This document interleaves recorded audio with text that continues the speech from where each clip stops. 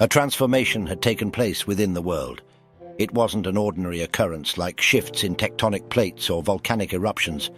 Monsters, inexplicably, began to manifest across the globe, propelling the world to the brink of annihilation. And the entity enabling their appearance, the enigmatic realm that bestowed these creatures with power and dominion. It's referred to as the Devil's Tower, or God's Tower. The rationale behind this nomenclature is due to the deities that inhabit these towers, who conveyed a message to all humans urging them to ascend the tower. Inside awaits everything they could ever desire. Power, wealth and prestige. Ascend the tower and we shall gratify your wishes. Overcome the trials we've set before you. A colossal tower spanning 999 floors. The entities governing this domain are gods and demons. Governments worldwide endeavored to prevent people from approaching the tower, yet no one could impede individuals from challenging it. In accordance with the deity's decree, those who obstructed others from facing the tower faced retribution. It has been 5 years since billions began taking notice of the tower. A man with alabaster hair and violet eyes, adorned with a self-assured grin, eagerly readies himself to embark on humanity's inaugural endeavor to conquer the 600th floor. He stands resolute before countless entities. Amidst a grand explosion, the man dauntlessly questions how the 9-star dared to halt him. Amongst the myriad challengers, 9 individuals stood above the rest, wielding magic and divine energy they acquired within the tower, their might unrivaled. The star known as the Dark Star, or the Death Star. He wasn't a master of weaponry, nor a superhuman, yet he was the one who surpassed the 9-star, attaining the title of the mightiest. His name is Cha Jin-hyuk, the harbinger of death, the embodiment of death, the preeminent necromancer. As our main character Jin-hyuk calls forth his skeletal soldiers, he informs the 9-star that he had grown weary of peace and humanity, as all he yearns for is strength. He asserts that he shall employ them as summoned beasts to achieve greatness. A white-haired man clutching a tome asserts, "We of the 9-star have no recourse but to vanquish the traitor Cha Jin-hyuk." Although Cha Jin-hyuk defected and assaulted the 9-star after becoming consumed by power, he was incapable of single-handedly overcoming the entire group. Cha Jin-hyuk, the apostate who exchanged loyalty for might. However, this narrative is merely the one the world knows. The reality is that Cha Jin-hyuk didn't betray humanity. In truth, he was betrayed by 8 of the 9-star. This verity remains concealed from the world. A decade having transpired since then, a man awakens in an apartment, his fury manifest as he vociferates his intent to confront the 9-star and denounces them as scoundrels. He claims that his covert ability, soul transmission, had indeed functioned. At the precipice of death, this spell permits him to transfer his soul into a suitable vessel. Jin-hyuk observes that it seems to have located a body resembling his own, and he's still situated in South Korea. Enraged by the memory of how he could have conquered the 600th floor unaided, only for the 9-star to ostensibly support him and then betray him, Jin-hyuk flashes back to a moment when he inquired why they had turned against him. A paladin named Cain and a saintess named Carmen defiantly faced him. Carmen avowed that though Jin-hyuk might be dubbed a one-man army, he paled in comparison to them individually. Jin-hyuk responded that his intention was merely to assist, but Cain rebuffed him, asserting it wasn't a personal matter. They harbored no ill sentiment towards him. Cain, with a disdainful expression, menacingly suggested that Jin-hyuk was merely pulling weeds. Jin-hyuk inquired about Choi Kyung-hoon, wondering if he was aligned with them. Kyung-hoon was the combat star among the 9-star and Jin-hyuk's friend, who opted out of the 600th floor challenge. Jin-hyuk speculated whether they concealed the truth from Kyung-hoon, fearing he'd side with him. As his vision dimmed due to substantial blood loss, Jin-hyuk ruminated that it was his demise. He'd sacrifice himself for them all. However, he cautioned them against presuming this would signify the end, as he vowed to return stronger for vengeance. In the present, Jin-hyuk's fury endures, and he resolves that he won't merely subject them to servitude as his summoned beasts. He's determined to obstruct any potential for their rebirth. Suddenly his phone rings, and Jin-hyuk experiences a hint of delight, having not utilized one in some time. His expression swiftly morphs into one of shock and terror as he realizes it's the year 2023, signifying 10 years have elapsed. For him, it felt like a fleeting instant. He ponders whether he can wield magic in this body. Spotting a fly, he decides to eliminate it, endeavoring to resurrect it as an undead, but fumbling in his attempts. Despite multiple efforts, he remains unsuccessful. His countenance reflects disappointment, as he discerns not a trace of mana within this form. He contemplates whether this signifies he must ascend the tower devoid of any usable skills. Swiftly consulting his phone, curious whether they've reached the tower's apex in the past decade, he discovers they've only scaled 200 floors. He perceives this as an opportunity. While they leisurely progress, he intends to catch up and exact his revenge. External training proves futile, necessitating his immediate departure. Though his physique may resemble that of a novice, he possesses the wisdom of the Death Star Chajin-hyuk. He's determined to leverage this knowledge to swiftly amass strength. Outside the Soul Tower entrance, a throng gathers, some aspiring to ascend and amass riches, while others dissuade them by predicting first-floor fatalities. This is the place where aspirations and narratives converge. The Tower. He's finally returned, he vows in the name of Chajin-hyuk, resolute in making his presence known. As the tower's entrance swings open, a rush of entrants ensues. In the midst of this, our MC strides forward confidently, announcing the commencement of his retribution.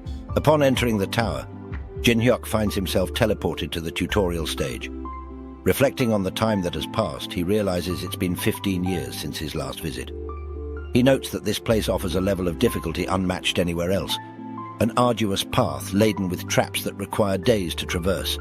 Among 10 floors, this one is often considered the most formidable. A system materializes, presenting him with a challenge: navigate through traps to reach the destination. Damage sustained can be healed either upon reaching the destination or returning to the starting point. Curious about his new body's attributes, Jin-hyuk opens his status window, only to be met with disappointment due to the dismal stats. Observing that he now possesses gluttony and mana-related stats, he ponders whether traits and physical talents differ among souls. Grinning confidently, he resolves to maximize his gains from the tutorial. With determination, he races into the treacherous path ahead. However, as he leaves the starting point, a series of magical arrow traps activates. While he manages to evade some, multiple arrows appear behind him, and despite dodging several, he ends up getting hit multiple times. Despite the pain, Jin-hyuk perseveres, vowing to endure and continue forward. Returning to the starting point, all damage reverts. While it's excruciating, Jin-hyuk decides to gauge his endurance, but he understands he can't recklessly charge ahead. Upon touching his spilled blood, he discusses the 2 traits that made him Earth's strongest climber. The first is gluttony, enabling him to assimilate non-living objects and make them his own.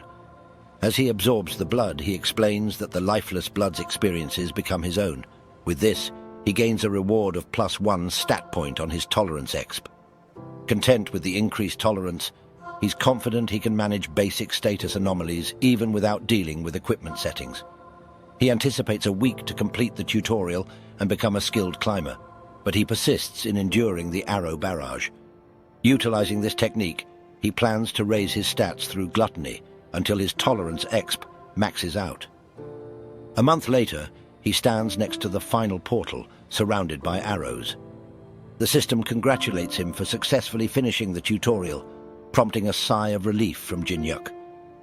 He acknowledges the prolonged duration due to frequent back-and-forth traversal. Suddenly, another system emerges, informing him that both gods and demons are intrigued by his approach. Incensed, Jin-hyuk curses them as sadistic individuals. He elaborates that they monitor players to find someone akin to them. Recognizing that none of them reveal their true names, Jin-hyuk suspects they employ tricks to gain disciples. The system relays that a demon appears to be smiling, and as the system shifts from blue to red, a message from Peak of All Evil greets Jin-hyuk, asking how he's been. Jin-hyuk, identifying the demon as Baal, calls him a persistent individual. He recounts that in his previous life, Baal relentlessly pursued him to become his disciple, and it was Baal who enabled him to obtain soul transmission. With both gods and demons interested in him, Jin-hyuk vents his anger at Baal for attracting their attention. As numerous entities express curiosity, Jin-hyuk demands they quiet down, labeling them all as vexing. He asserts that if they want to know whom he chooses, they should clandestinely observe and remain silent. He makes it clear that Baal isn't a candidate and instructs him to cease his aspirations. Jin-hyuk then examines his tutorial stage rewards, noting the acquisition of blood loss tolerance, pain tolerance, unconsciousness tolerance, penetration tolerance, and the ability to endure. His stats have also experienced a significant boost. Jin-hyuk gleefully explains that it's challenging to acquire mana at this stage, but his mana has increased due to his mana-type nature. The system reveals that due to his growth, a new trait, All-Rounder, has been unlocked. Perplexed, Jin-hyuk wonders how he's receiving another trait when he already possesses Gluttony. He concludes that the body's previous owner must have possessed this trait. The system elucidates that All-Rounder enables proficiency in various areas, providing adjustments during training and combat. This excites Jin-hyuk immensely, as it may facilitate his quest for the title of All-Master. Just as he revels in the potential, Baal's curiosity about Jin-hyuk's status window jolts him into shock. Jin-hyuk's emotions shift, and he firmly tells Baal to cease his interference and leave him alone. He instructs Baal to proceed to the next floor and follow him if desired. As Jin-hyuk enters the portal to the next room, he's transported to the room of choice and training. The system extends a welcome, prompting him to select a weapon and class that best suits him. Once his choice is made, he's to destroy the floor beneath him, which will transport him to the tower's first floor.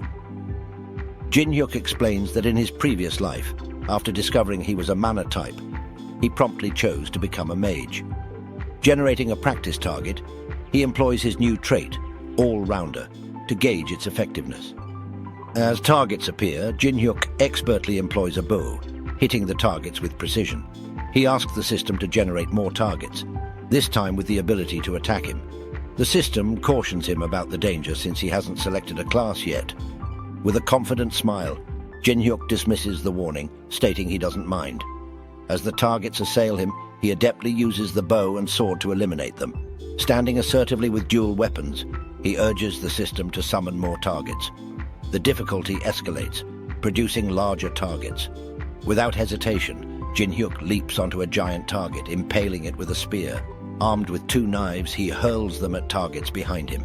Ranged targets emerge, but Jin-hyuk takes cover behind the giant target, avoiding their shots. The system alerts him that these are the most hazardous targets for this floor. Undaunted, Jin-hyuk dashes towards a staff and uses magical arrows to destroy the drone targets. Impressed with the prowess of the All-Rounder trait, he attests to feeling as though he's been wielding these weapons for years. The system announces that he's cleared a new achievement, the All-Master achievement, attained by utilizing at least one weapon from each category in the room of choice and training. He's rewarded with All-Master unlocked attack stat plus 5,000. The system inquires whether he'd like to select All-Master as his class, but it cautions that this choice can't be made once he exits the room of choice and training. Jin-hyuk contemplates his decision, realizing that even though the All-Master class is enticing, he can't abandon his primary advantage. Consequently, he decides to ask the system to designate All-Master as his subclass. Shock overtakes him as the system informs him it's impossible. He queries the system about the reason, and it responds that subclass slots can only be unlocked after the 100th floor. He regrets forgetting about this aspect during the early stages of the game. Although it might be wasteful, he considers utilizing his accomplishment points to unlock the subclass slot. He poses the question to the system, inquiring if he can use his accomplishment points for this purpose. The system expresses surprise at how a novice is aware of such a mechanism. It elucidates that accomplishment points are a currency earned through completing tasks, enabling users to make changes to the system. Jin-hyuk asserts that there's no need to question how he's privy to this knowledge. Speculating if he could utilize 5,000 points to unlock the subclass slot, he learns it's feasible, but he currently possesses only 5,000 points, while 5,050 are required. Annoyed, he states he'll employ Baal. Addressing the system, he calls out to peak of all evil, "Baal, revealing his identity and the previous conversation they had. He informs the system that there's an accomplishment for initiating dialogue with the gods for the first time. This act awards him 200 accomplishment points. Peak of all evil asks if he has done well, but Jin-hyuk pleads with Baal to never do something similar again. The system queries whether he'd like to use his accomplishment points to select All Master as his subclass. Jin-hyuk agrees, and the system extends congratulations, bestowing him with the All Master subclass. The system informs him that destroying the room of choice and training floor will transport him to the tower's first floor. With excitement, Jin-hyuk concentrates energy in his staff, ready to commence his quest for revenge. He destroys the floor beneath him, initiating his journey. Meanwhile, on the first floor, known as Coral Forest, two climbers struggle to progress, questioning how they can conquer the tower if the initial floor poses such difficulty. A creature called a kobold charges towards one of the climbers. Suddenly, a rift in the sky opens and Jin-hyuk emerges, identifying the kobold as his first prey. He lands on its head, swiftly slaying it. The witnessing kobold trembles in fear as Jin-hyuk eyes the climbers menacingly, sticking out his tongue, and suggesting he wonders what he'll gain by devouring them all. One of the adventurers is astounded by Jin-hyuk's remarkable feat in single-handedly vanquishing a kobold. Furthermore, the observer notices Jin-hyuk's mastery in the mage class. A climber approaches Jin-hyuk and suggests joining forces. Jin-hyuk responds with a menacing tone, instructing them to depart, which takes the climbers by surprise. Continuing his stance, Jin-hyuk warns them that any contact with the kobolds will lead to fatal consequences. Trembling in fear, the two climbers hastily flee for their lives. Subsequently, as two kobolds advance to attack Jin-hyuk, he employs his staff skillfully, delivering a lethal blow to one of them. With a menacing glare, he challenges the remaining kobold, questioning its intentions. The kobold, deciding to escape, is met with Jin-hyuk's relentless pursuit. A magical arrow unleashed by Jin-hyuk puts an end to the kobold's flight, extinguishing its life. The system materializes, extending a welcoming greeting to Jin-hyuk on the first floor. However, Jin-hyuk expresses his disappointment, informing the system that he is presently occupied with looting. The system then presents him with a quest involving the extermination of 10 kobolds, a task that Jin-hyuk finds undemanding. Jin-hyuk elucidates that by defeating a particular type of monster repeatedly, one attains the prestigious title of a slayer. He reveals that his past self had diligently pursued these slayer achievements. Addressing his hunger, Jin-hyuk employs gluttony, siphoning the essence of life from the kobold. This grants him access to the creature's memories and strengths, while also enabling him to comprehend the language of the kobolds. Upon scrutinizing his statistics, Jin-hyuk is impressed by their advancement, equating them to those of a climber on the 10th floor. Delving into the memories of the kobold, he discovers the existence of the kobold lord. Filled with excitement, Jin-hyuk perceives the timing of this revelation as serendipitous. He explains that a lord monster heralds an impending wave of monsters. Jin-hyuk realizes he can achieve his slayer goal while simultaneously farming by defeating this lord. Recognizing the necessity of an army to face the wave, he reanimates the fallen kobolds, transforming them into skeleton soldiers. The system commends his successful class change to a Necromancer, acknowledging his all-master status and past life memories that make class changing effortless. Yet, Jin-hyuk remains unsatisfied, knowing there is a concealed class he must attain on the first floor. Observing the trembling kobolds, a skeleton informs Jin-hyuk of their fear upon witnessing their king's transformation.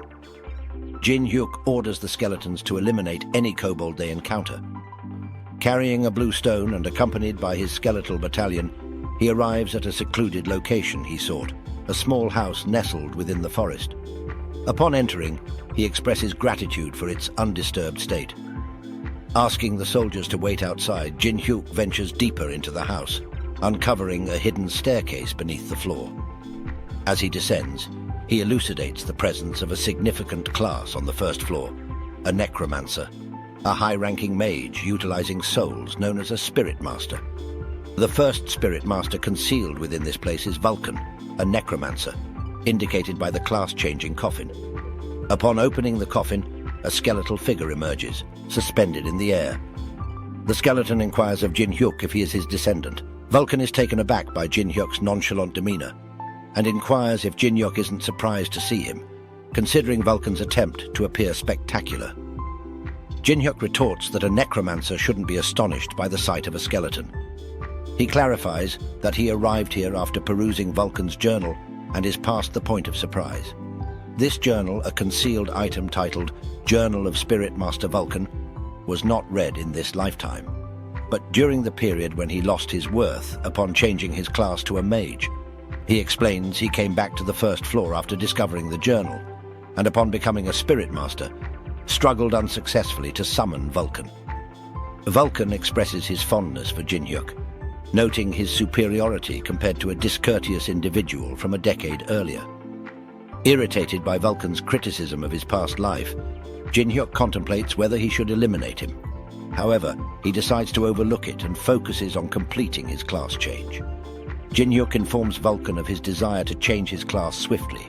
Vulcan apologizes and explains that Jin Hyuk must first reach the 10th floor, as Spirit Master is a higher ranking class than even Necromancer. He reveals that Jin Hyuk needs to undergo a second class change in the class-changing tower on the 10th floor before he can proceed. Jin Hyuk interjects, revealing his status as a necromancer through his stats. Vulcan is astounded by Jin Hyuk's self-driven class change without ascending to the 10th floor. He acknowledges Jin Hyuk's prominence and skill, comparing him favorably to the punk from Jin Hyuk's past life. Annoyed, Jin Hyuk urges Vulcan to facilitate his class change. Vulcan chuckles and generates a surge of energy around them. Jin Hyuk then recounts the backstory of Vulcan, a climber of immense power who sought to surpass his abilities. Vulcan, dissatisfied with conventional summons, aspired to summon a soul, leading him to create the Spirit Masterclass. Unfortunately, his physical body and the Spirit Masterclass neared extinction, leading Vulcan to employ necromancy on himself with the hope that his descendant would restore his honor. Thus, Vulcan transformed into a half-NPC figure, serving as a guide for future climbers. Vulcan, impressed by Jin Hyuk's aura, provides instructions on using the Soul Crucible to capture souls and consequently summon entities. Jin Hyuk contemplates capturing Vulcan with the Soul Crucible, his preparations already complete. Vulcan commends Jin Hyuk as his descendant and urges him to ascend the tower and spread his name. With a sly smile, Jin Hyuk points to Vulcan, telling him to undertake this task personally. Confused and disappointed, Vulcan questions Jin Hyuk's assertion. In an outburst, Vulcan refers to him as a bastard and inquiries about the promise written in the journal. Standing resolutely, Jin Hyuk asserts that shirking responsibilities onto others is a negative trait. He promises to resolve the matter for free, unsettling Vulcan. In a menacing manner, Jin Hyuk activates Soul Collection, causing Vulcan's soul to be drawn from his skeletal form. Vulcan struggles and defiantly gestures, refusing to be captured. Jin Hyuk's satisfaction grows as a magic barrier encloses Vulcan, creating a personal prison. Jin Hyuk asks if Vulcan is comfortable and explains that this magic wall is a basic spell, a customized prison for Vulcan. As Vulcan protests, Jin Hyuk interrupts, revealing that he had previously scattered kobold mana stones on his journey here. He cast magic to activate them, just as he has done now. While Vulcan can easily break the low-level magic, he questions whether he can do so before Jin Hyuk captures him. Vulcan ponders who this man is, trapped in his grasp, marveling at the skill and tactics of a first-floor climber. Removing his hood, Jin Hyuk discloses his identity and asserts that although he failed in his past life, he can now capture Vulcan. With confidence, Jin Hyuk declares himself the second Spirit Master, perhaps even the third. Vulcan comprehends the dire situation. Recognizing Jin Hyuk and shouting his name, without hesitation, Jin Hyuk activates his skill Soul Collection, absorbing Vulcan's soul thoroughly. Left with an empty skeleton, Jin Hyuk assures Vulcan that everything he yearned for will come to fruition now that he is with him. Returning to the exterior of the house, Jin Hyuk gazes upon his skeletal warriors and declares his newfound redundancy for such companions. He proceeds to shatter the skeletal entities, awakening the ethereal essences of the kobolds he had vanquished. Despite a mild sense of disappointment stemming from their inability to communicate, his attention abruptly shifts to Vulcan, who now stands in his human guise. Incredulously, Vulcan questions Jin Hyuk's audacity in utilizing him as a spirit soldier. With an insidious grin, Jin Hyuk remarks that this marks his first encounter with Vulcan in this form, further noting Vulcan's probable handsomeness during his youth.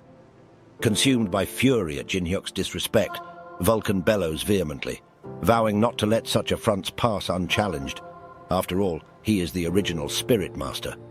However, Vulcan's ire quickly subsides as an enigmatic force constricts his throat, compelling him to bow before Jin Hyuk. In a commanding tone, Jin Hyuk cautions Vulcan against excessive resistance, elucidating that his very existence is sustained by Jin Hyuk's mana. Severing this connection would precipitate Vulcan's immediate dissolution. With his head still bowed, Vulcan retorts, questioning Jin Hyuk's presumption that he will be so easily dominated. Yet, Jin Hyuk's voice drips with menace as he reminds Vulcan of the dire consequences of defiance, namely, being transmuted into soul orbs and subsequently absorbed. He prompts Vulcan to recollect the trait that defines him, which Vulcan acknowledges as gluttony. This recollection evokes the memory of Jin Hyuk's insatiable skill, stoking Vulcan's realization that resistance would merely result in being devoured whole by Jin Hyuk's overwhelming power. Following a period of contemplation, Vulcan capitulates, conceding that he possesses no alternative but to acquiesce to Jin Hyuk's commands.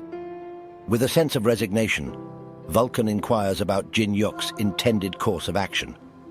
Jin Hyuk's outstretched finger points towards a distant castle, signaling their joint mission to topple the Kobold Lord. At the castle's entrance, two kobolds strive to impede Jin Hyuk's advance. However, Jin Hyuk responds with a sinister smile, summoning his spiritual entities, which promptly dispatch the kobold sentinels. Inwardly, Jin Hyuk acknowledges his augmentation, a retinue of 30 kobold spirit soldiers now under his command. He notes with confidence that kobolds are no longer worthy adversaries. Determined not to remain passive in this existence, Jin Hyuk stands resolute, ordering the kobolds to present their master. Within the castle's confines, the Kobold Lord directs one of his kobold guards to prepare an offering. Simultaneously, beyond the castle walls, Jin Hyuk engages in a relentless campaign, utterly annihilating every kobold he encounters. Empowered by his spirits, he stands virtually impervious to harm. As a smile graces Jin Hyuk's lips, he reminisces about his surroundings, realizing that he's drawing closer to the inner chamber of the Kobold Lord. Abruptly, a message from Baal appears, informing Jin Hyuk of the deity's support, symbolized by the display of luminous batons. Emitting an exasperated sigh, Jin Hyuk dismisses the encouragement, rejecting the notion of cheering from an elderly figure with hirsute legs. He confidently asserts his impending victory regardless. Shifting back to the Kobold Lord's realm, a harrowing scene unfolds as the Lord repeatedly impales a hapless victim, demanding more with fervor. He vocalizes his dissatisfaction, insisting that the sacrifices must continue until the entity known as the death-observing demon is appeased. In a sudden shift, two goblins materialize, restraining a young woman adorned with horns. The Goblin Lord identifies her as a dokebi, invoking the significance of these legendary beings from Korean mythology and folklore. The Kobold Lord seizes the dokebi, asserting that she will serve as a far superior offering compared to mere humans. However, a luminous burst of light erupts, sundering the connection between the Kobold Lord and the dokebi. This unexpected turn draws the Kobold Lord's attention, causing his gaze to lock onto Jin Hyuk, whom he labels an intruder. Unfazed, Jin Hyuk's smile takes on an ominous quality as he jests. What do we have here? A human sacrifice, a summoning. Yet Jin Hyuk quickly dismisses the significance of these events in relation to his central goal, recognizing that all those present are destined to meet their demise. Jin Hyuk gazes upon the Kobold Lord and remarks that it bears an uncanny resemblance to the wretched scum leader he truly is. Enraged by Jin Hyuk's comment, the Kobold Lord demands that Jin Hyuk display some respect. However, Jin Hyuk sharply counters that the Lord's arrogance far outweighs its status as a mere first-floor monster. The dokebi, though unsure of the situation, recognizes that the Kobold Lord is preoccupied by Jin Hyuk's presence, granting her the opportunity to flee. Spotting her escape, the Kobold Lord bellows in anger, questioning how she dares to run. Seeking strength from the death-observing demon, The Kobold Lord captures Jin-hyuk's attention. The kobold then unleashes a devastating attack known as the Corpse Spear, aimed directly at the dokebi.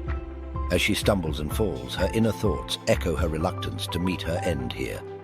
In an unexpected turn, Jin-hyuk materializes to shield her from the assault, effortlessly thwarting the strike. The Kobold Lord is left utterly stunned, bewildered by Jin-hyuk's ability to effortlessly deflect the onslaught.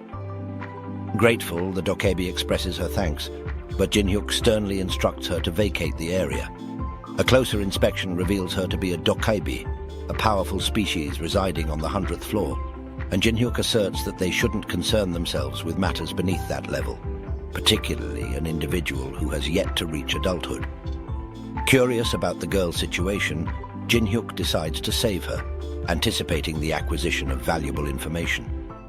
The Kobold Lord protests Jin-hyuk's interference with its offering, prompting Jin-hyuk to warn her to find a hiding spot, as he won't rescue her a second time.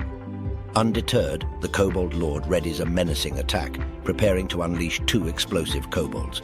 However, Jin-hyuk remains unfazed, taunting that it's too slow before delivering a forceful blow that propels the Kobold Lord into the air. The kobold's astonishment deepens, grappling with the incongruity of a first-floor climber possessing such formidable strength, as Jin-hyuk springs into the air, poised to deliver a powerful punch to the Kobold Lord. The latter beseeches the death-observing demon for salvation. In response, the blood amassed by the Kobold Lord over decades coalesces into a blood golem, which seizes Jin-hyuk. Perplexed, Jin-hyuk ponders how the Kobold Lord managed to summon such a potent familiar. The golem hurls Jin-hyuk to the ground with considerable force, evoking triumphant laughter from the Kobold Lord, who dubs this formidable spectacle his séance. Jin-hyuk, in a menacing tone, repeats the term séance, before demanding whether the Kobold Lord comprehends the individual he's addressing. With determination, Jin-hyuk summons his spirits, vowing to obliterate the blood golem and demonstrate the true power of a séance. The Kobold Lord is left dumbfounded by the swiftness with which Jin-hyuk dismantles the golem. Fixing the Kobold Lord with an intense gaze, Jin-hyuk highlights that blood golems are not within a kobold's purview to create, even if it's a lord monster. He inquires whether the death-observing demon Bune played a part in this, to which the demon confirms. Jin-hyuk recalls that Bune, intrigued by his abilities as a spirit master, summoned the blood golem upon witnessing his confrontation with one of its followers. Jin-hyuk dismisses the golem as a mere plaything, noting that Bune forcibly depleted the Kobold Lord's mana through its summoning. Fearing retribution even in death, the Kobold Lord wails that Bune will avenge him. Jin-hyuk dryly retorts that the kobold should ensure that Bune follows through, given the weight of his actions. As the spirit kobolds seize the Kobold Lord, it defiantly proclaims its kingship, imploring them to remember. Jin-hyuk icily informs Bune that this marks the end of its little experiment, emphasizing that it's at fault for testing him. With a gaze oozing menace, Jin-hyuk declares that in addition, Bune will pay for attempting to challenge him. Death-observing demon Bune responds with hearty laughter, expressing its admiration. As Jin-hyuk clenches his fist, a splatter of blood paints the scene, and a demonic incarnation of Jin-hyuk emerges within the pool of kobold blood on the floor. As the essence of the Kobold Lord tries to escape, Jin-hyuk seizes it and transforms it into a soul orb. This act, soul orb production, is a fundamental skill of a necromancer, enabling the user to gather valuable components. Jin-hyuk opens his mouth and consumes the substantial spirit ball, pausing briefly. He contemplates that it didn't live up to his expectations, though it won't matter once he reaches the 50th floor. His thoughts are interrupted by a young woman who expresses gratitude for her rescue. Identifying herself as Haryu, she extends her thanks, and Jin-hyuk reassures her, explaining his presence was due to dealing with the Kobold Lord. However, Haryu remains insistent on thanking him for saving her life. Out of the blue, Jin-hyuk questions what she would have done if he were a malevolent individual, capable of harming her and exploiting her like a dokebi. Haryu's tone takes on a menacing edge as she asserts that she would handle such a situation. Jin-hyuk ponders that when it comes to repaying favors and seeking revenge, they are vigilant about settling their debts. With a chuckle, Jin-hyuk likens her response to that of a dokebi. He inquires about her presence on a lower floor, despite seemingly belonging on the 100th floor. Haryu discloses that a group attacked the dokebi village on the 100th floor, leaving Jin-hyuk taken aback. Jin-hyuk reflects that dokebis are a robust species within the tower, posing a challenge even for climbers.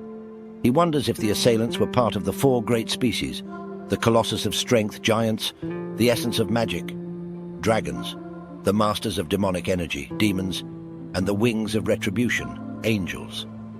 These four dominate the tower's hierarchy. Jin-hyuk speculates that the attackers would have had to possess some connection to these species or their guilds. Deciding to depart, Jin-hyuk asks Haryu if she intends to remain amid pools of blood. She expresses her desire to accompany him, and he contemplates that despite her youth, she could be a valuable addition to his group. He informs her of his impending busy schedule and inability to provide constant protection. She asserts her ability to fend for herself. Jin-hyuk remarks that she narrowly escaped death from the Kobold Lord, but she playfully retorts that her lapse in vigilance caused that. Surveying his blood-stained attire, Jin-hyuk privately acknowledges the need for new clothing. His gaze shifts to the Kobold Lord, catching sight of an equipment item. Stepping out of the castle in his fresh new drip, a portal emerges, heralding Vulcan's arrival to confirm the extermination of all living kobolds within the castle. Haryu inquires about the identity of the old man, prompting Vulcan's astonishment at her ability to see him. Haryu explains that a select few dokebi possess a strong affinity with souls. With a knowing smile, Jin-hyuk concludes that Haryu is a unique dokebi. He briefly entertains the thought of using gluttony to absorb her ability but decides against it, choosing instead to keep her close and train her. Bro is investing, respectable. A system notification materializes, presenting Jin-hyuk with the Monster Wave quest, an invitation to defeat a Lord monster that could trigger a Monster Wave.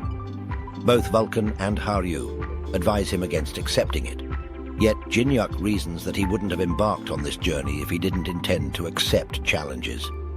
Despite criticism from others, Jin-hyuk's decision prompts concern from a deity called Peak of All Evil, and a death-observing demon offers a reward for ranking first in contribution.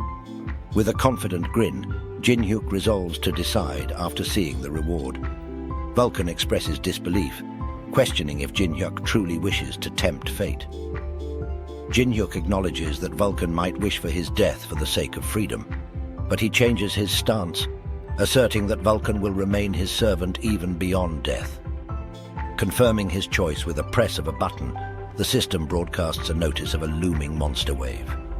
In Coral Village's first-floor safety zone, villagers ponder the identity of the person who accepted the perilous quest. A climber advises those who completed the quest to hasten to the second floor before the wave's onslaught, emphasizing that once it begins, escape becomes impossible. A brilliant light bathes the forest, releasing countless kobolds, evoking screams of terror from the assembled climbers who fear their impending demise. Yet a sudden burst of light reveals only Jin-hyuk and his companions emerging unscathed. Jin-hyuk asserts that if anyone dares to touch even a single kobold, he will swiftly unleash a wave of destruction upon all of them. The climbers find themselves pondering over the identities of the main character and his companions, who caution them about the perilous situation. However, Jin-hyuk astonishes everyone by summoning his spirit soldiers, leaving them in awe as they wonder how he acquired such a class on the first floor. Amidst the chaos, Haryu asks Jin-hyuk if she too can attempt to achieve the Slayer title. Jin-hyuk advises her to act swiftly, as he doubts the spirit soldiers will leave her any opportunity. Calming her concerns, Haryu shares her plan, invoking a skill called a pocket plane. To Jin-hyuk's surprise, she extracts a sword from this plane and deftly eliminates a kobold. Jin-hyuk privately acknowledges the extraordinary nature of the sword and its wielder, a young dokebi who wields it with mastery. A realization dawns on Jin-hyuk, causing him to speculate whether the invader's target is Haryu. Amidst this turmoil, a climber named Kim Seung-tae confronts Jin-hyuk, questioning his authority over the wave. In response, Jin-hyuk calmly inquires about Kim's identity, prompting Kim to proudly introduce himself as a member of the White Swallow Guild, a subsidiary of the renowned 9-star Pelon Siblings Holy Land Guild. Tension rises as Jin-hyuk's anger surfaces upon mention of the Pelon siblings. Kim further boasts that he and his brother plan to join the guild upon reaching the 10th floor. Kim's observation of Jin-hyuk's remarkable skills leads to an offer to help him join the guild through his brother. In a timely manner, a spirit seizes Kim, providing Jin-hyuk with a moment to extract information from him. Jin-hyuk issues a veiled threat, implying that they'll meet again after the wave, for Jin-hyuk has questions demanding answers. However, other climbers chastise Jin-hyuk, disapproving of his intimidation tactics.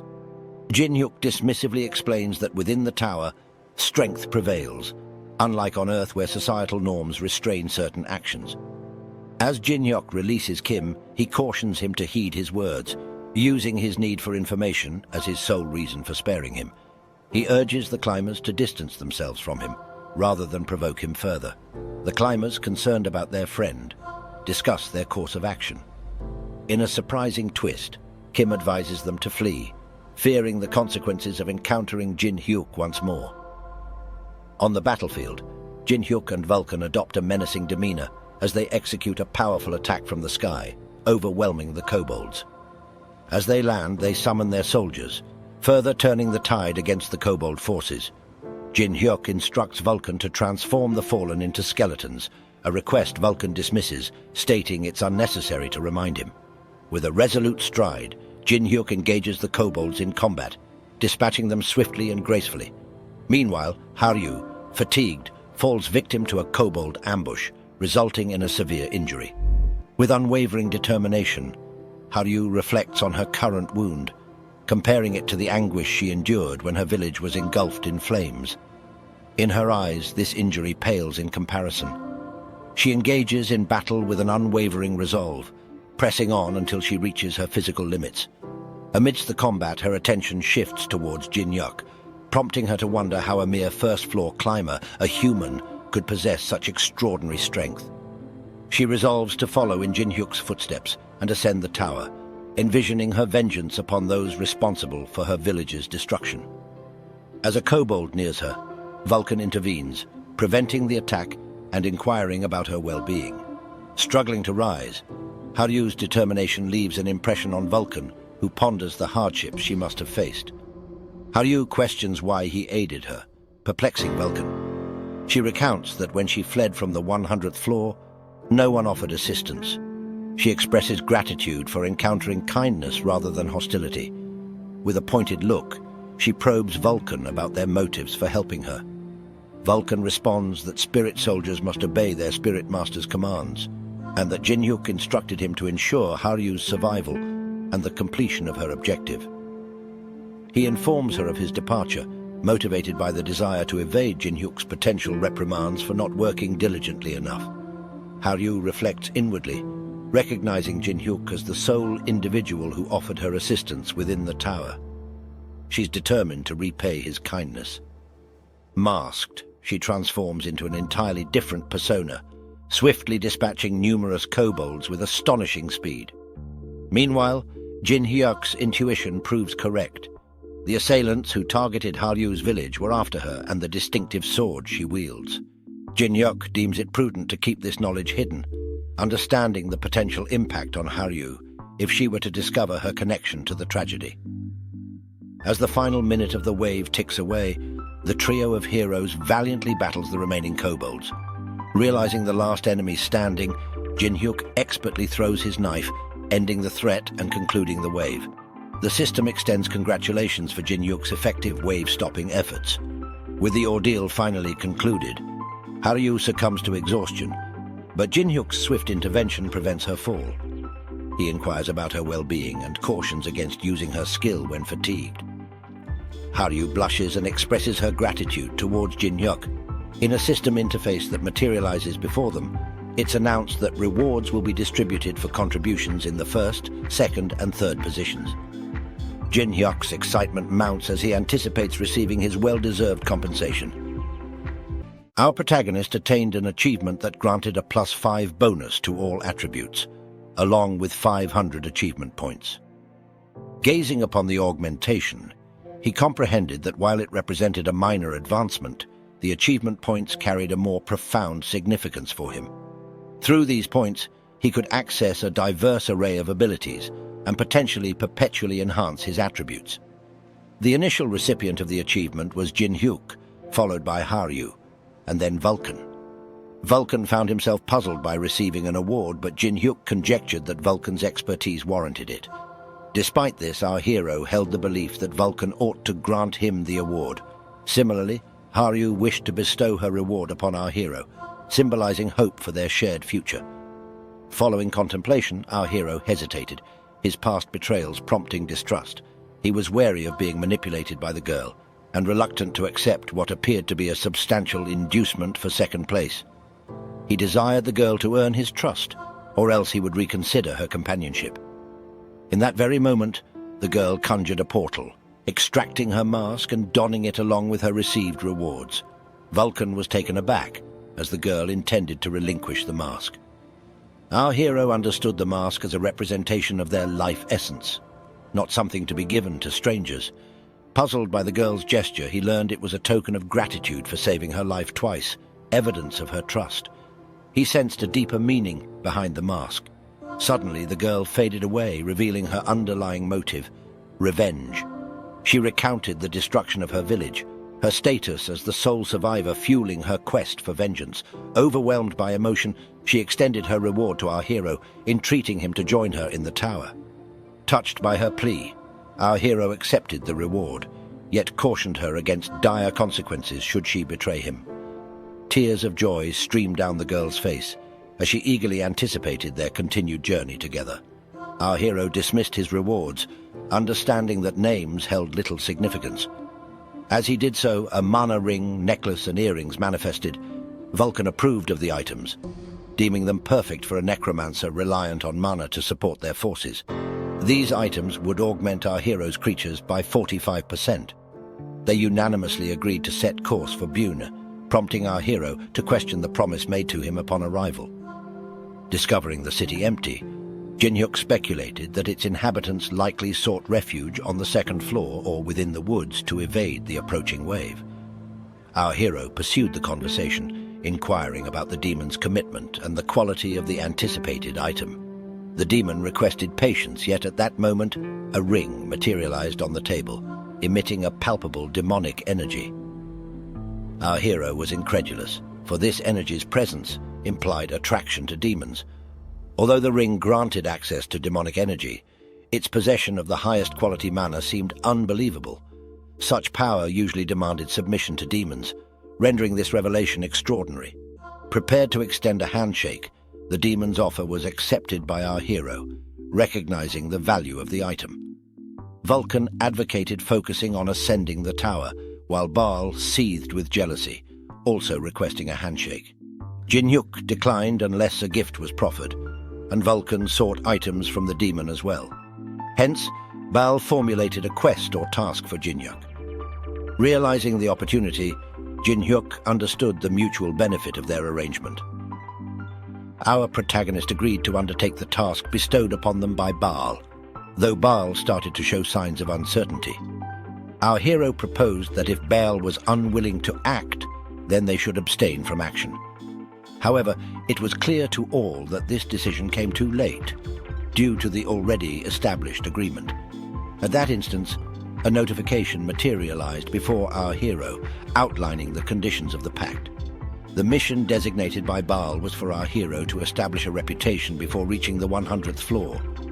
Failing to do so would entail our hero becoming Baal's apostle, effectively his disciple. In the event of success, Baal pledged to provide a blueprint for any creation. The sole stipulation of the contract was a handshake with Baal. Our hero found it difficult to believe their ears. The prospect of gaining a blueprint for anything left them exhilarated. Nevertheless, becoming Baal's apprentice was something they ardently wished to avoid. In spite of this, they resolved to seize the opportunity and shook hands with Baal. Exiting the establishment, they pondered their next steps. Their objective was to locate Kim and extract pertinent information from him. Jin-hyuk instructed Vulcan to track him down. Vulcan inquired whether Jin-hyuk had Kim's whereabouts, to which Jin-hyuk disclosed that he had stationed a spiritual soldier on Kim. Despite Kim being distant, he remained on the first floor. Just before entering the portal, Vulcan reproached Jin-hyuk for not informing him earlier, prompting Vulcan to respond that he would make his way there. Jin-hyuk suggested to Haryu that they converse while walking, revealing a mask and urging Haryu to provide further insights about it. Strolling through the forest, Haryu succinctly explained that the mask granted its wearer the ability to employ their dokebi capabilities. Jin-hyuk inquired about the connection of dokebi abilities to charms and supernatural powers, an assertion Haryu affirmed. Haryu articulated that she could use her supernatural abilities and employ the foresight skill to glimpse into the future. Jin-hyuk contemplated the concept of foresight, finding it somewhat regrettable as he would have preferred an ability useful in combat. Abruptly, Haryu fixed her gaze on him, leading Jin-hyuk to question the reason. Haryu brushed it off as nothing and remarked that she found Jin-hyuk to be rather peculiar. She recounted how outsiders would travel for days to consult the village elders, who possessed the ability to glimpse into the future. Most sought these seers out of concern for their impending fate, striving to avert it through any means possible. Jin-hyuk questioned the necessity of avoiding it, suggesting that if there was a source of apprehension, he could simply overcome it. Haryu responded, expressing her relief and stating that her abilities would be well suited to Jin-hyuk, despite his ongoing confusion. Haryu elaborated that her ability was battle foresight, tailored for combat. She asked if her skill was beneficial, and unexpectedly, Jin-hyuk embraced her, praising her ability's excellence. Blushing profusely, Haryu found herself caught off guard. While still holding her, Jin-hyuk conveyed his satisfaction that she possessed this ability, deeming her the best. He privately mused about the various combat-specialized 9-stars, speculating his chances in a confrontation. Meanwhile, Haryu struggled to catch her breath and maintain her composure. The divine and demonic entities observed the unfolding situation with great intrigue. Our hero chided Baal for their persistent presence, yet Baal expressed delight in assisting and pledged aid in Haryu's quest for vengeance. Jin-hyuk extended his apologies to Haryu for the spontaneous hug, with Haryu assuring him it was inconsequential and she was content to offer assistance.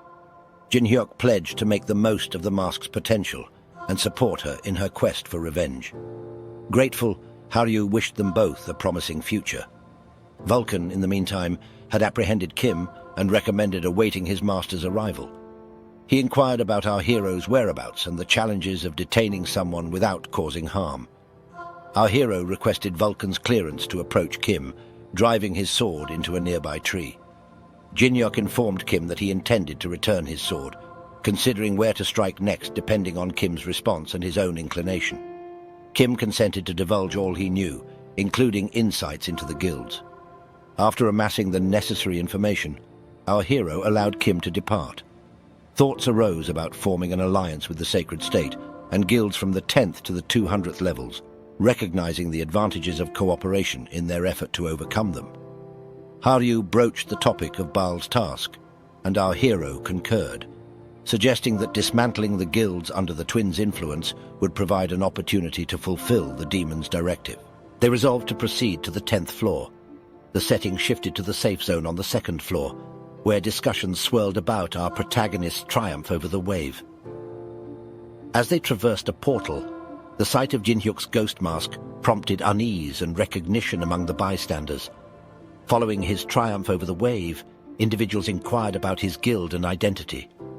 Recalling Baal's instructions, Jin-hyuk decided it wasn't the right moment to unveil his true name. Thus, he introduced himself with an air of menace as Ghostface. People assumed that Joseph had a shady past before he arrived at the tower, given the common practice of people seeking refuge inside its walls. Joseph felt relieved that things were unfolding as he'd planned, because concealing one's identity within the tower was par for the course. He was confident that his news about the wave and the mysterious mask had piqued people's curiosity. Without revealing more, Joseph and his team teleported away. In a lush forest, they were greeted by the system, ushering them to the tower's 2nd floor. The quest was straightforward. Defeat 10 kobolds and 10 kobold warriors each to proceed. Joseph, being the laid-back person he was, promptly assigned the task to Vulcan. Vulcan, struggling to contain his irritation, asked, "Do you want me to bring them back alive to you?" Joseph, unfazed, replied affirmatively, adding, "And you can bring Haru with you if you want. I'm going to experiment with demonic energy. Return quickly if you want to witness it." Vulcan soared into the sky, advising Joseph not to deplete all the demonic energy before his return. Innocently, Haru questioned the ethics of completing the quest this way, to which Joseph retorted, "If you don't like it, feel free to do it yourself. I'm not forcing anyone." Summoning his demonic energy with a twist of his rings, Joseph declared, "Let's see how this works." He gathered a fiery swirl of demonic energy. Suddenly, Haru alerted Joseph to a lurking kobold. Joseph attempted to strike the monster with a skill called demonic exposure, but the creature narrowly evaded the attack, sustaining only a minor graze. Haru pointed out the monster's evasion, but Joseph explained, "It's an attack that doesn't need to hit." Strangely, the kobold began to crumble as if made of stone. Surprised, Haru asked what happened, and Joseph explained that demonic energy was a brutal force, unfit for the uninitiated. Joseph then captured the spirit of Kabul to commence his experiment. He hoped that infusing demonic energy into a spirit soldier would create a stronger one, but the soul started to disintegrate under the strain.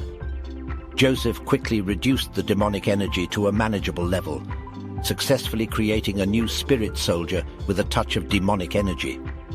Haru praised his accomplishment, but Joseph expressed his surprise at how easy it was for him, given that not many could handle pure demonic energy like demons. Vulcan returned with the captured monsters and marveled at the newly created spirit. He called it a demon soul soldier.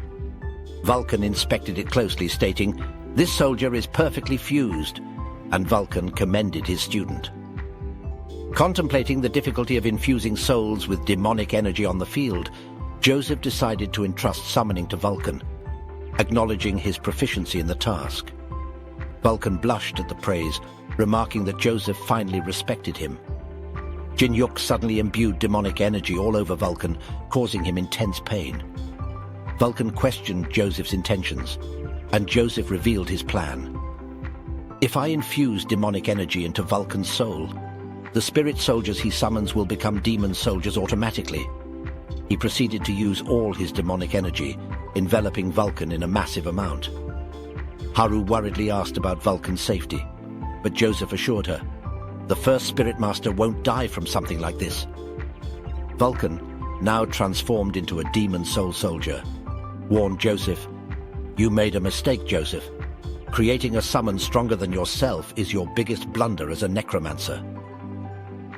Joseph donned the mask and confidently replied, "I needed a worthy opponent with the mask on anyway." Vulcan conjures a multitude of new demon soul warriors.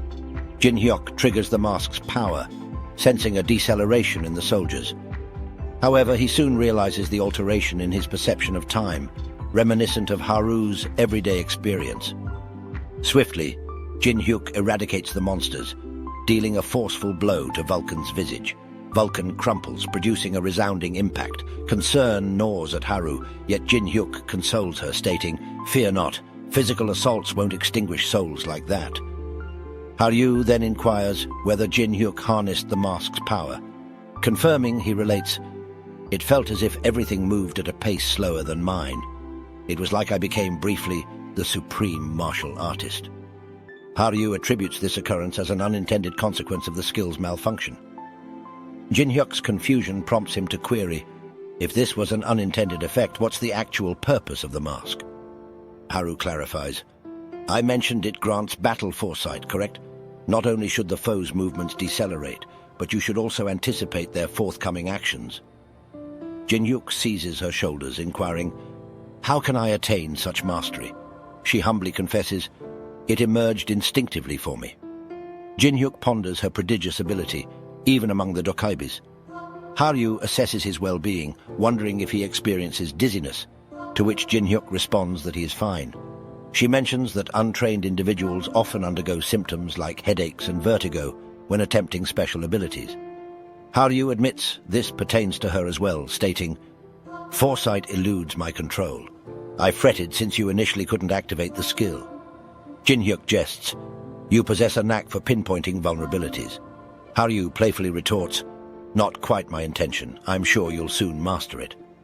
Following this setback, Jin-hyuk acknowledges his excessive excitement about being unbelievably strong on the second floor. Conversely, Vulcan wallows in despondency due to his failure, ruminating, "I am the paramount spirit master. How have I plummeted thus?" Haryu approaches Vulcan, and misunderstanding her intent, he embraces her, shedding tears, asserting that she arrived to lift his spirits, unlike Jin-hyuk. Haryu clarifies her intention. They need him to summon spirit soldiers from the cobble creatures for a quest completion. Thus, they rapidly conquer both the third and fourth floors. Yet on the fifth floor, rumors swirl regarding a person self-dubbed Ghostface, who supposedly cleared the fourth floor and ventured into the fifth floor's forest within a mere 3 days. One individual remarks, "Don't fret, he can only handle cobble creatures." From the fifth floor onward, venomous goblins armed with potent poison needles emerge.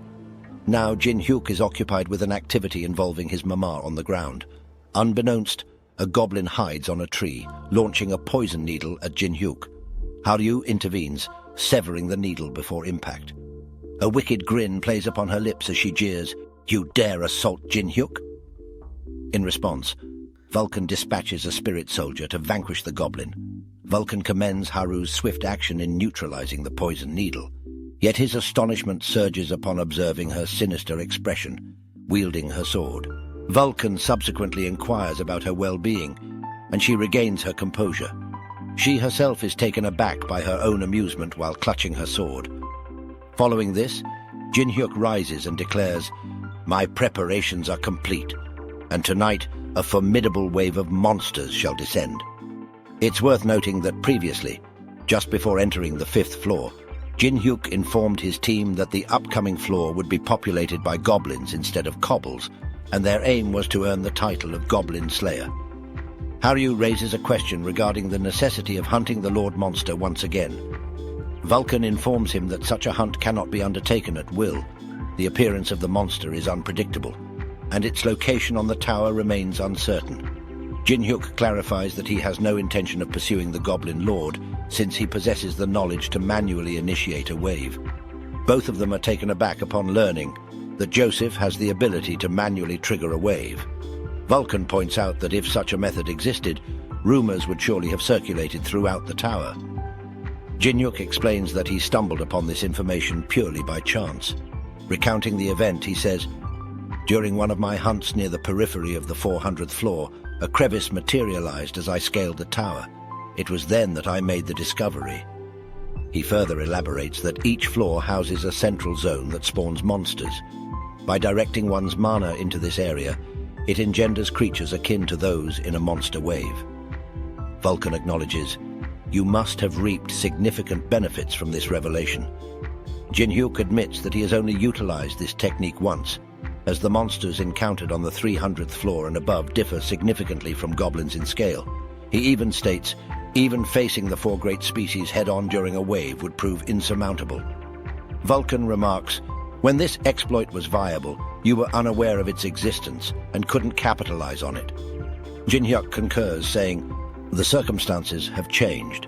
Now we intend to provoke numerous waves to expedite our growth." Returning to the present, players on the 5th floor perceive seismic tremors. A massive portal materializes, akin to events on the 2nd floor, and a horde of goblins pours forth. Unable to contend with their overwhelming numbers, the players flee, grappling with their helplessness. Suddenly, Jin-hyuk emerges, advising, "The uninjured individual should escort the wounded to safety." The sight of the ghost-faced visage elicits joy, as he has triumphed over a wave before. Jin-hyuk engineered this dramatic entrance to propagate rumors about his prowess. He then summons his new demon spirit soldiers to assail the enemy. Mid-battle, Jin-hyuk discerns that his demon soul soldiers are ablaze, their tormentors being the psychic goblins. To Vulcan, Jin-hyuk emphasizes the need to eliminate these psychic goblins before the raid can be successful. Haryu intervenes, decimating the monsters on the opposite side.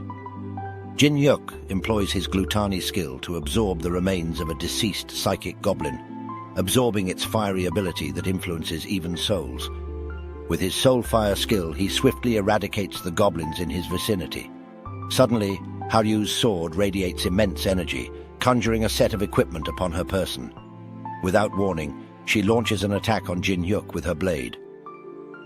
With a single swift stroke of her sword, Haruyu cleaved through nearly half the city, leaving goblins who witnessed it utterly astounded by such immense power. Meanwhile, Jin Hyuk stood there in sheer amazement as Haruyu obliterated the entire village in an instant. Upon closer inspection, he seemed to recognize the sword in her hands.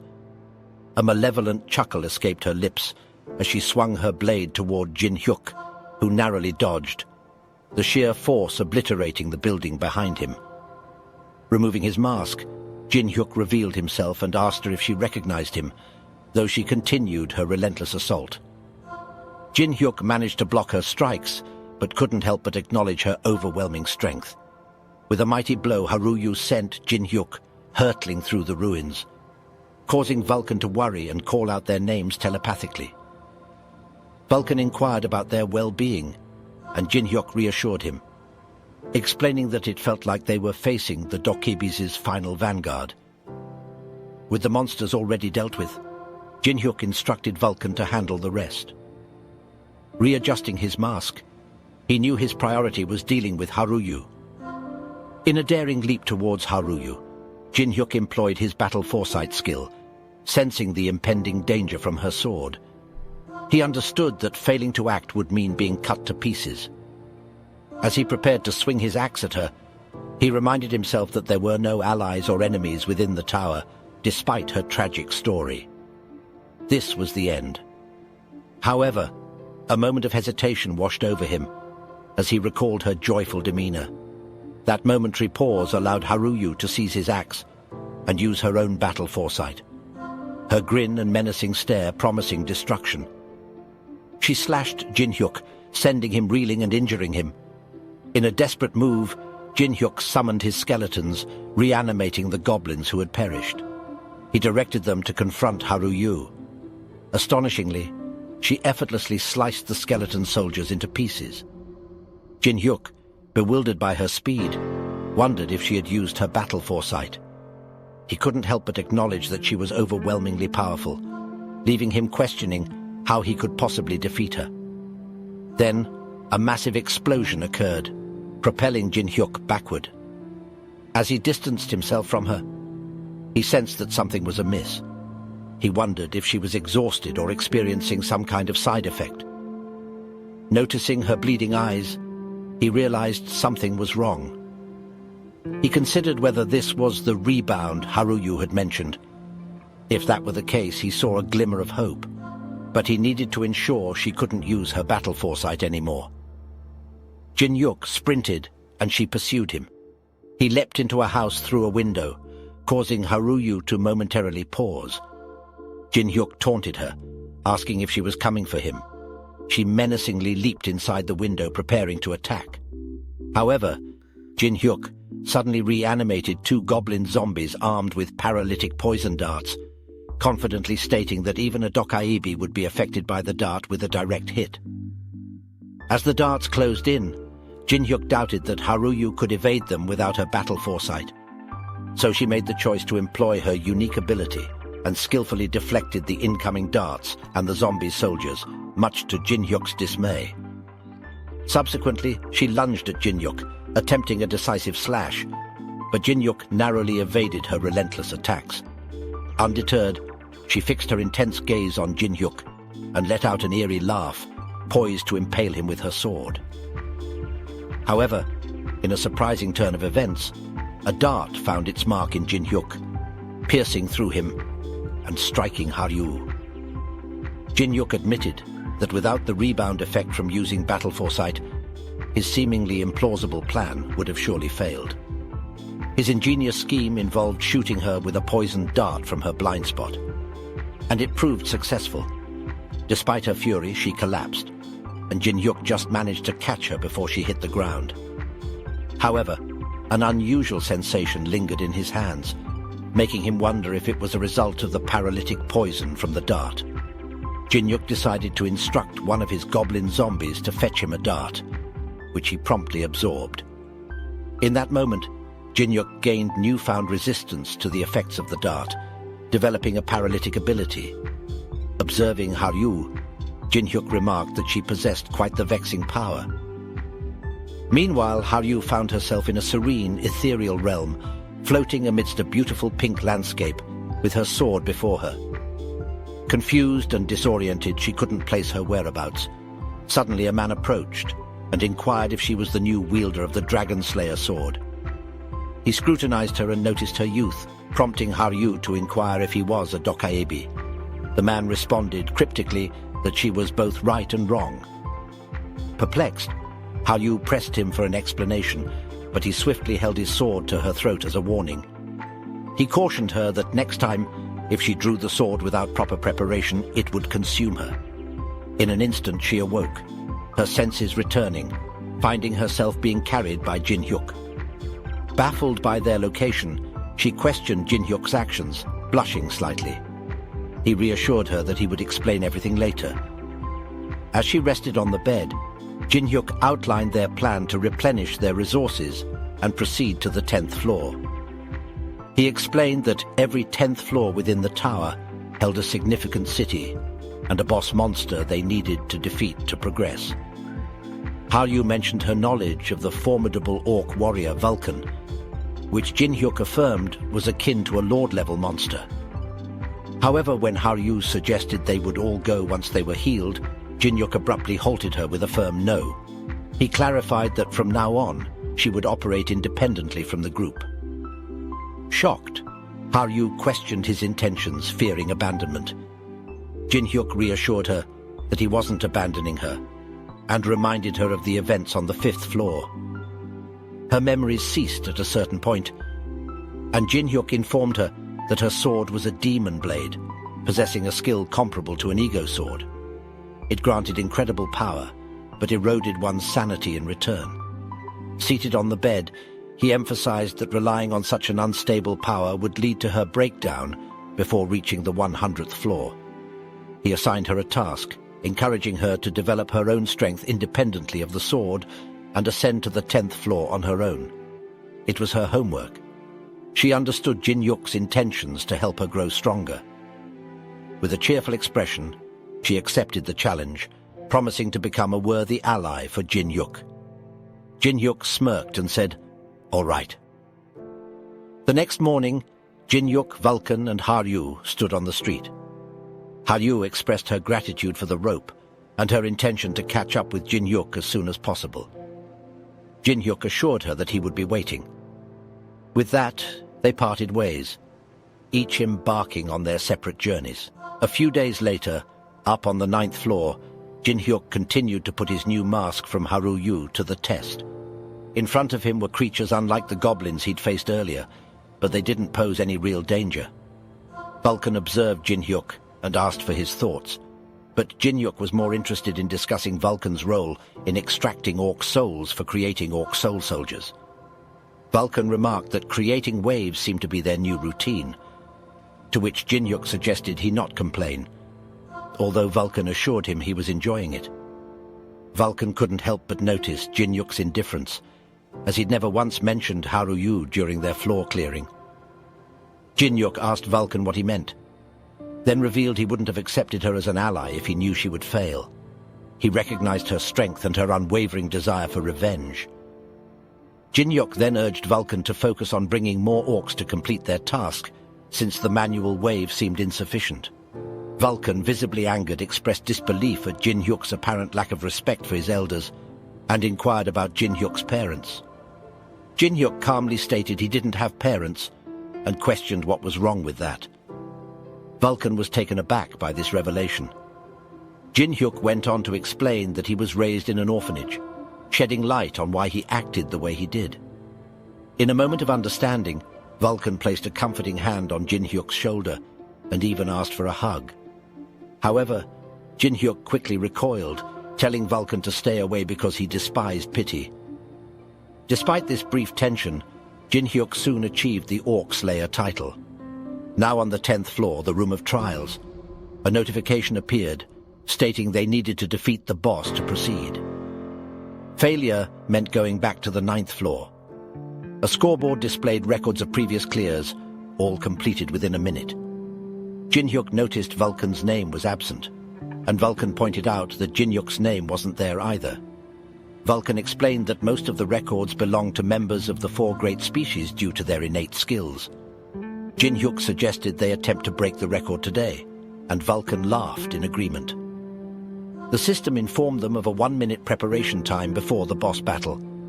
Jin-hyuk found the preparation time useful, especially for planning.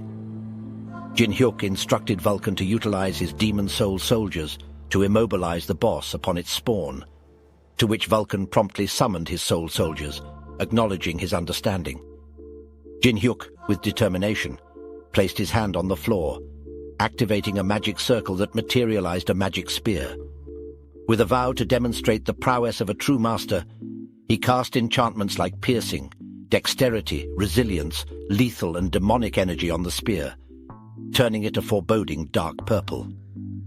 Now Jin-hyuk, Vulcan and the soul soldier stood poised with the spear, eagerly awaiting the boss's arrival. As the preparation time elapsed, the moment of truth arrived. The countdown initiated with 3, 2, 1, summoning the formidable Great Orc warrior. With resolute eyes, the massive orc boss materialized before them. Acting swiftly, Vulcan commanded his soul soldiers to immobilize the orc, and they executed the order without delay. Jin-hyuk took aim and hurled the spear toward the orc. With incredible speed, the boss's head was severed, shattering the record in less than a second. The system offered Jin-hyuk the chance to immortalize his name, and he opted for Ghostface. The news rapidly spread as a notification was sent to everyone, confirming that the record-breaking feat was accomplished by Ghostface. It came as no surprise since our boy was the one who achieved this remarkable feat. In the 8th floor, the astonishment rippled through the crowd, including Haruyu, who realized she needed to intensify her training efforts. Vulcan couldn't contain his excitement, struggling to believe that they had triumphed so effortlessly. Shattering the records of the 4 great species was an inconceivable achievement, one that only our heroes had managed to accomplish. Now it was time for them to progress to the 10th floor, and Vulcan concurred, urging them to proceed and await Haruyu. Upon entering, Jin-hyuk received a notification indicating his arrival on the 10th floor, accompanied by a boost of all his stats by +5 and the unlocking of the auction. The scene transitioned to a man tossing a gold coin into the air, observing the new record with satisfaction and musing, "Ghostface, huh?" A few days later, our heroes ascended to the 10th floor. The initial metropolis climbers would reach, home to the portal leading back to Earth. Consequently, those who gave up on climbing gained commercial rights and shaped the tower's largest city among the first 100 floors. Jin-hyuk decided to liquidate the remainder of his spoils, intending to purchase potions and other consumables. As our hero continued to evaluate his new mask, Vulcan mentioned that the city had lifted its auction restrictions, yet the marketplace remained vibrant. Jin-hyuk agreed, noting that there were individuals here leading ordinary lives, making it possible to acquire all necessities through auctions. While strolling through the city, persistent merchants pitched their services, persistently mentioning the Gold Lich Inn.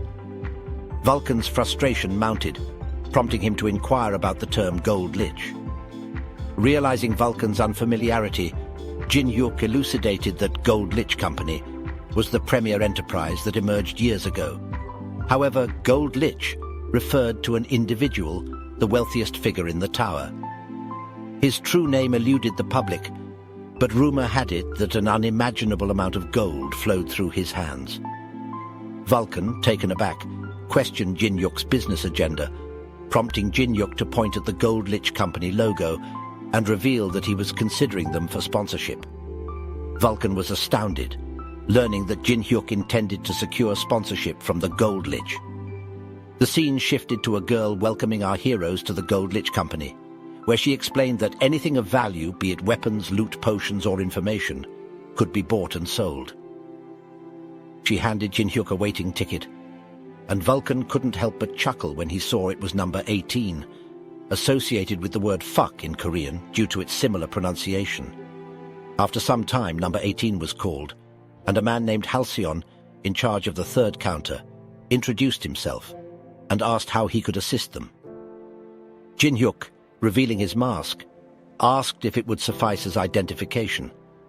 The man was left flabbergasted as he recognized the ghostly visage before him as Ghostface.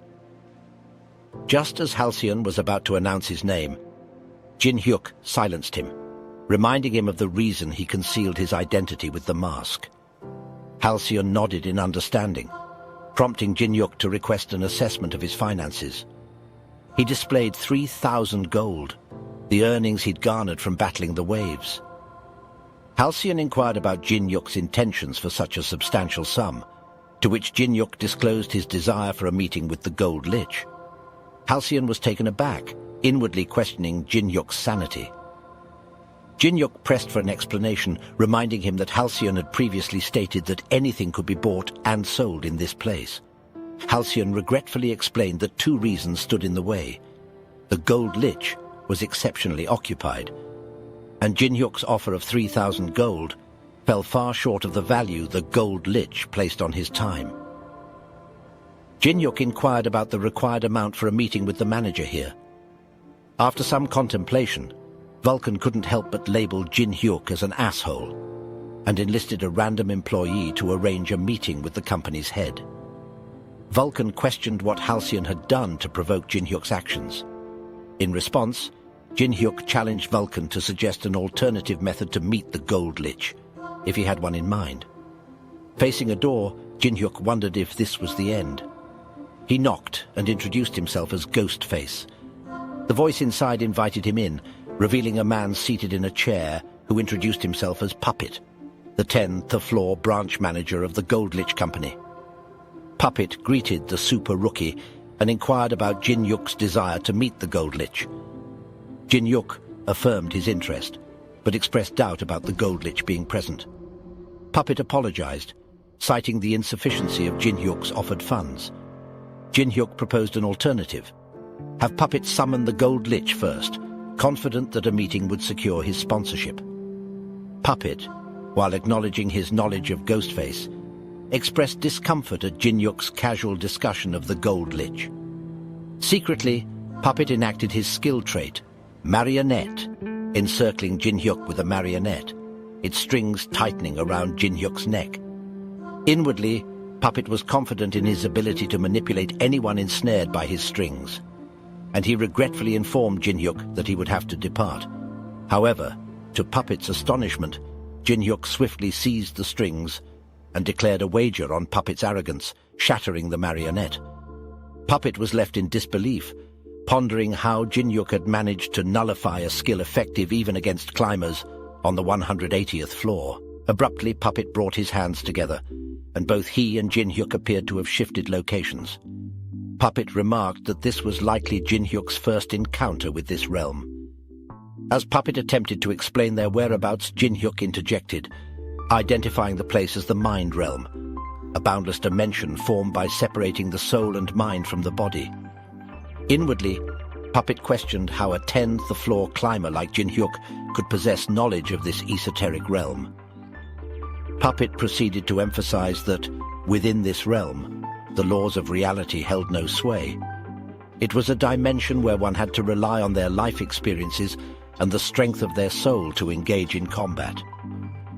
Adopting a menacing demeanor, Puppet proposed that if Jin-hyuk wished to emerge victorious in this confrontation, he would endeavor to arrange a meeting with the Gold Lich.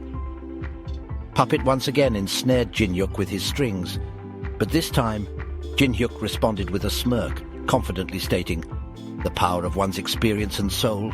You're no match for me then." Puppet, on the contrary, couldn't fathom how a newcomer on the 10th floor possessed such profound knowledge. Our hero appeared to have the mental acumen of at least a 100th floor climber, if not higher. Recognizing Jin-hyuk as his equal, Puppet knew he had to come up with a more dependable strategy. In that critical moment, he summoned his puppets, an army of controlled dolls surrounding Jin Hyuk. Puppet explained that in the realm of the mind, experience equated to strength, and these were puppets he'd acquired through his experiences. He disclosed that to ascend beyond the 100th floor, he had enhanced these puppets to be as formidable as a 50th floor climber when infused with mana. Brimming with confidence, Puppet asserted that the winner had already been decided the moment Jin Hyuk entered the mind realm. He then commanded his puppets to assail Jin Hyuk from all sides, engulfing him. Thinking it was over, Puppet reassured Jin Hyuk that injuries in the mind realm didn't carry over to the real world. Suddenly, a colossal explosion erupted behind Puppet, and he turned around in a panic, realizing magic was in play.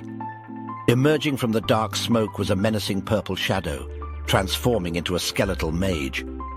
Puppet identified it as the Lich Mage and panicked, wondering why the 100th floor boss monster was here.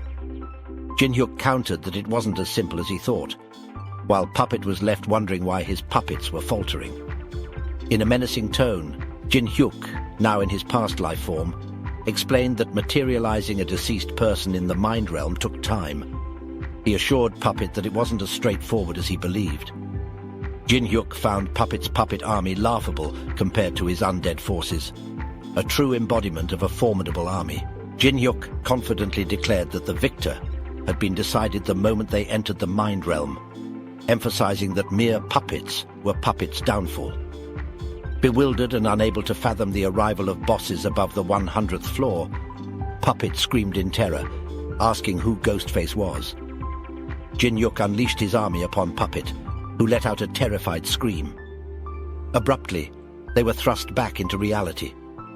Puppet, sweating profusely, found himself disoriented, wondering when they had returned to the real world, since he hadn't even disbanded his own mental realm.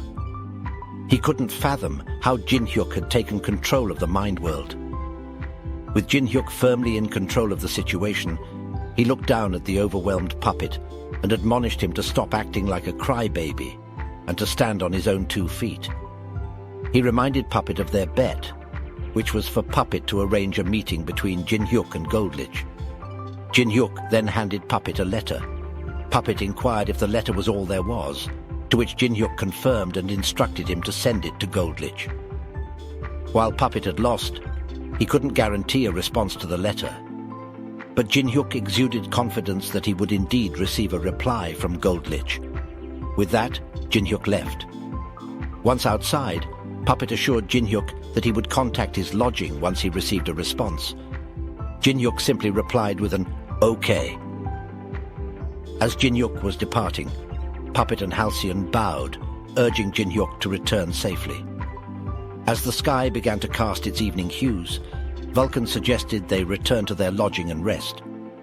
Jin Hyuk, however, questioned this and asked if there wasn't somewhere else they needed to go. Vulcan, perplexed, inquired if there was another destination. Jin Hyuk, sporting a mischievous grin, pointed out the inefficiency of waiting around for Goldlich's arrival. Since they had time to kill, he emphasized the need to fulfill their responsibilities as guild members. The scene shifts to the White Swallow Guild house, 1 St. Floor lobby. A blonde girl turned to her friend and asked how far she'd climbed in the tower. Her friend replied, 57th floor.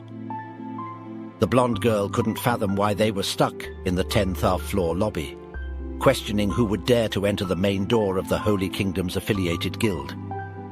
Suddenly, Jin Hyuk swung the door open, leaving the girls utterly shocked. Swiftly regaining their composure, they maintained their professionalism and warmly welcomed Jin Hyuk to the White Swallow, inquiring about the purpose of his visit. Jin Hyuk, employing his acting skills, broke into a broad smile and replied, "Raiding the tower alone has proven too challenging, so I'd like to join the guild." The girls were relieved to discover that an individual sought to join their guild, yet they suddenly paused, sharing a common concern: the potential for significant empowerment if they recommended a newcomer to the guild. After careful consideration, they enthusiastically welcomed Jin Hyuk, inquiring if he had a referrer or received a direct invitation. Jin Hyuk, still playing his part, feigned ignorance and mentioned that he came due to the guild's substantial affiliation. The two young women exchanged triumphant glances, convinced that Jin-hyuk was a novice unaware of their guild's intricacies. The blonde girl then requested Jin-hyuk to demonstrate his abilities. In response, Jin-hyuk asked them for a coin and effortlessly bent it using his fingers, astonishing the girls. He then claimed proficiency in basic magic and ignited a fire on his hand as if to demonstrate, leaving the two girls bewildered. They were astounded by Jin-hyuk's array of talents and began whispering to each other, recognizing that his current skills were not the crux of the matter. They believed that by guiding him, Jin-hyuk had the potential to become a tycoon. The blonde girl, adding a touch of jest, remarked on Jin-hyuk's good looks, prompting her friend to question if he was truly her type. With a sly grin, Jin-hyuk thought that he had bought enough time, anticipating something to unfold soon. However, a sudden noise interrupted their conversation, and the girls wondered about its origin. Without delay, a man rushed into the guild house, expressing urgent concern about a rampaging spirit monster wreaking havoc in the village. He urged everyone who had reached the 50th floor to assemble immediately.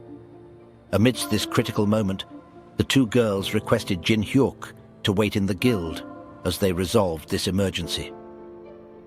As they exited and shut the door behind them, Jin-hyuk donned his mask once more, declaring that it was time to revert to his menacing alter ego, Ghostface, standing there with his new drip. Back outside, chaos reigned as people fled for their lives. Climbers attempted to confront the supposed crazy spirit, only to discover that their attacks were utterly ineffectual. Unbeknownst to them, this so-called crazy spirit was, in fact, Vulcan, consumed by resentment over the mockery of his awkward appearance. Blushing with shame, Vulcan inwardly cursed Jin-hyuk for subjecting the first spirit master to such humiliation, vowing never to forgive him. Meanwhile, Jin-hyuk was engaged in physical altercations with individuals, seemingly searching for something. Another person emerged from a nearby room, bewildered by the commotion, and inquired about the situation. Jin-hyuk's response was swift, as he grasped the man by the neck, hoisting him into the air. He noticed a plethora of books inside the room the man had come from and demanded information. Jin-hyuk explained that given their guild's affiliation with the Holy Kingdom, he required a list of other guilds and their precise locations. The gasping man questioned Jin-hyuk's wisdom in making enemies of two members of the Nine Star. Jin-hyuk expressed gratitude for the man's concern, but warned that now was not the time to worry about others. Terrified, the man reluctantly pointed toward a desk inside the room he'd exited. Jin-hyuk thanked him for not wasting his time, releasing his grip. As Jin-hyuk perused the papers on the table, he discovered information about the Pelon siblings, realizing that the individuals before him were their pawns. He silently vowed to bring them all under his control, burning the papers as a symbolic gesture of his intent to dismantle them slowly. The scene shifted to Gold Lich, who was reviewing reports when an envelope slipped from the stack, catching his attention. Intrigued, he opened the letter, wondering why Puppet had sent a separate message alongside the reports. As he read the contents, a moment of eerie silence enveloped him, followed by a nervous, sweat-inducing realization. Gold Lich exclaimed, "Ghostface, how in the world do you know about this?" Due to Jin-hyuk's involvement in igniting the building, a massive fire, suspected to be an act of arson, engulfed the village. Unfortunately, all witnesses on the scene perished. Beck Hallio, the guild master of the White Swallow, expressed suspicion about a prospective recruit. Beck inquired about the individual's appearance and attire from two young women. Strikingly, their descriptions of Jin-hyuk differed. The blonde girl depicted him as a handsome man with a prominent nose bridge, while her friend described him as unattractive with a short, stubby nose. They exchanged shocked glances, realizing Jin-hyuk might have employed hallucination magic. The narrative shifts to Jin-hyuk in a room, where Vulcan emerged from a portal, and Jin-hyuk praised his performance. With an arrogant grin, Jin-hyuk mentioned rumors about a fearsome ghost. Vulcan, frustrated, questioned if he was mocking him. He also inquired if Jin-hyuk had completed his mission without detection. Jin-hyuk confidently admitted to using effective hallucination magic, causing everyone to remember him differently. When Vulcan asked about the gathered information on other guilds, Jin-hyuk stated that having it in his mind sufficed. Suddenly, a knock at the door interrupted them. Vulcan asked if Jin-hyuk had requested room service, but Jin-hyuk denied it. He donned his mask and devised a plan. He'd open the door on the count of 3, and Vulcan would apprehend the visitor. Jin-hyuk counted 1, 2, 3, and Vulcan swiftly summoned chains to capture the knocker, revealing it was Halcyon. Halcyon informed Jin-hyuk that Puppet had sent him to convey that the Gold Lich had arrived at the 10th floor branch. Upon reaching the 10th floor, they encountered numerous knights. Jin-hyuk inquired about the Gold Lich's whereabouts, and the Gold Lich himself acknowledged Jin-hyuk's audacity and commended his courage for showing up. With a menacing demeanor, the Gold Lich warned Jin-hyuk of a steep price to pay, declaring that individuals who possessed knowledge of certain matters couldn't exist within the tower. As the Gold Lich departed, he ordered the knights to escort Jin-hyuk, barely clinging to life, to his room. Jin-hyuk's demeanor turned menacing as he challenged the knight leader, asking if he desired a fight. In response, the knight leader ordered his comrades to prepare for battle, but before they could react, Jin-hyuk delivered a powerful punch to the leader while chastising him for foolishly revealing their strategy. The other knights watched in shock as their captain lay defeated. Without hesitation, Jin-hyuk swiftly incapacitated all the standing knights, and then advanced towards Gold Lich, wielding the knight's equipment. Gold Lich, in a dramatic turn, caused the gold coins around him to levitate, almost resembling liquid. The coins transformed into projectiles and barraged Jin-hyuk relentlessly. Internally, Jin-hyuk recognized this power as golden power, where Gold Lich converted gold into mana for his attacks. Jin-hyuk skillfully deflected the onslaught of coins and questioned if that was all Gold Lich had to offer. However, Gold Lich wasn't finished. He morphed the gold into sharp, pointed blades, warning Jin-hyuk that the majority of the gold in the branch could unleash a devastating wave. Even if it's the so-called ghost face, he will be critically injured. Just as an explosion occurred around Jin-hyuk, seemingly ending the confrontation, Jin-hyuk surprised Gold Lich by revealing he wasn't defeated. He held a spear to Gold Lich's neck, claiming victory in their verbal battle. Pushing away the spear, Gold Lich arrogantly remarked that he could easily eliminate someone like Jin-hyuk if he wished. To Gold Lich's shock, Jin-hyuk countered, stating that he couldn't be killed. Jin-hyuk emphasized that Gold Lich hadn't inquired about his information source and that they intended to capture him alive. Jin-hyuk offered to reveal his source, leading Gold Lich to request his presence in a grand room. Jin-hyuk marveled at the opulence of the room, acknowledging the power of money. Gold Lich then activated his power, creating sharp blades that sealed them off from the outside world. He demanded to know the person who had informed Jin-hyuk about his ownership of the auction. The auction serves as an expansive system enabling the trading of items within the tower. However, this intricate system wasn't a natural occurrence within the tower. It was crafted by a singular individual, Gold Lich. Internally, Gold Lich harbors concerns that the exposure of this truth could undermine the very foundation of his Gold Lich enterprise.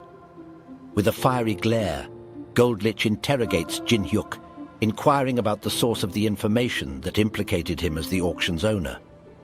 Jin-hyuk, donning a smirk, playfully reveals that it was merely a ruse, devoid of any concrete origin. Unsatisfied with Jin-hyuk's response, Gold Lich forges a substantial golden labrise, brandishing it menacingly while questioning if the loss of an arm and leg wouldn't severely hinder Jin-hyuk. As Gold Lich launches his assault, Vulcan materializes and delivers a powerful punch, shattering the formidable labrise into fragments. Gold Lich's eyes widen in astonishment as he comprehends that Jin-hyuk has employed a soul soldier. Maintaining some distance from Jin-hyuk, Gold Lich astutely observes that only a spirit master possesses the capability to wield soul soldiers, prompting him to inquire how Jin-hyuk has acquired this skill, prompting Jin-hyuk to remove his mask, revealing a wide grin as he addresses Gold Lich by his true name, Creditor William. Acknowledging Jin-hyuk, Goldlich queries how is he still alive. Jin-hyuk proceeds to recount the events of the raid on the 600th floor, the betrayal by the 9-star, Bale's bestowed gift, and his subsequent resurrection. Goldlich is left deep in thought, hearing this narrative for the first time, while Vulcan regards Jin-hyuk with newfound interest. Goldlich then conveys his disbelief in standing before the person he thought was Cha Jin-hyuk. Jin-hyuk counters by affirming that his identity remains unchanged, albeit with a dash of surprise. Goldlich subsequently inquires about Jin-hyuk's motives, to which Jin-hyuk responds by expressing his need for financial assistance from the Goldlich Company. He proposes a sponsorship-type contract. Goldlich, however, asserts that Jin-hyuk shouldn't speak of the company as if it were his own. Jin-hyuk rebuts this by emphasizing his significant contributions, highlighting his role as a founding contributor and the largest shareholder of the Goldlich Company. Noting Jin-hyuk's assertiveness, Goldlich remarks that he finally perceives the true Jin-hyuk in their conversation. Jin-hyuk humorously quips that he is indeed the genuine Cha Jin-hyuk. Goldlich then underscores the necessity for reciprocity, even if Jin-hyuk is, without a doubt, the authentic Jin-hyuk, emphasizing that a contract requires both parties to contribute. Jin-hyuk proceeds to offer valuable insights he's deduced from the wealth of information he's collected and synthesized over time. Goldlich, intrigued, agrees, but mentions that the price will be determined after hearing Jin-hyuk's revelations. With a focused demeanor, Jin-hyuk begins by revealing the 9-star's sinister plan to undermine him. He posits that this implies the existence of a mastermind orchestrating the scheme, given the strong-willed nature of the siblings, making them unlikely to cooperate unless commanded by a power higher than them. That higher authority, he asserts, can only be the Tower's 4 monarchs. Goldlich is visibly astounded and asks Jin-hyuk to pause, inquiring if he is referring to the Tower's 4 royalties. Jin-hyuk confirms this and explains that the 4 royalties are driven by the desire to preserve the dominance of their respective species.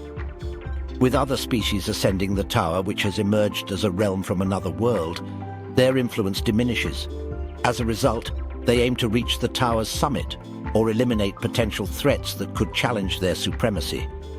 Those who partake in this struggle stand to become rulers of their respective floors. Goldlich queries if this is the extent of Jin-hyuk's deductions, especially since Jin-hyuk was the primary victim in this situation. Guys, they changed Dokebi to Oni. Jin-hyuk reveals that the Oni village on the 100th floor possesses this knowledge. He further adds that he is aware of the sole survivor of that catastrophic event, a young Oni girl named Haryu. The scene transitions to Haryu decapitating an orc, and she inwardly laments that it's still insufficient. To defeat the orc boss, she must significantly augment her strength. Her struggles with the 10th floor boss challenge weigh heavily on her mind. Inwardly, she resolves that to reunite with Jin-hyuk, she must undergo a substantial transformation. Suddenly, her sword queries why she's groaning when she simply needs to utilize its power. The sword suggests that dispatching the orc boss would be effortless with its assistance. However, Haryu declines, citing her promise to Jin-hyuk not to wield the Dragon Slayer sword's might.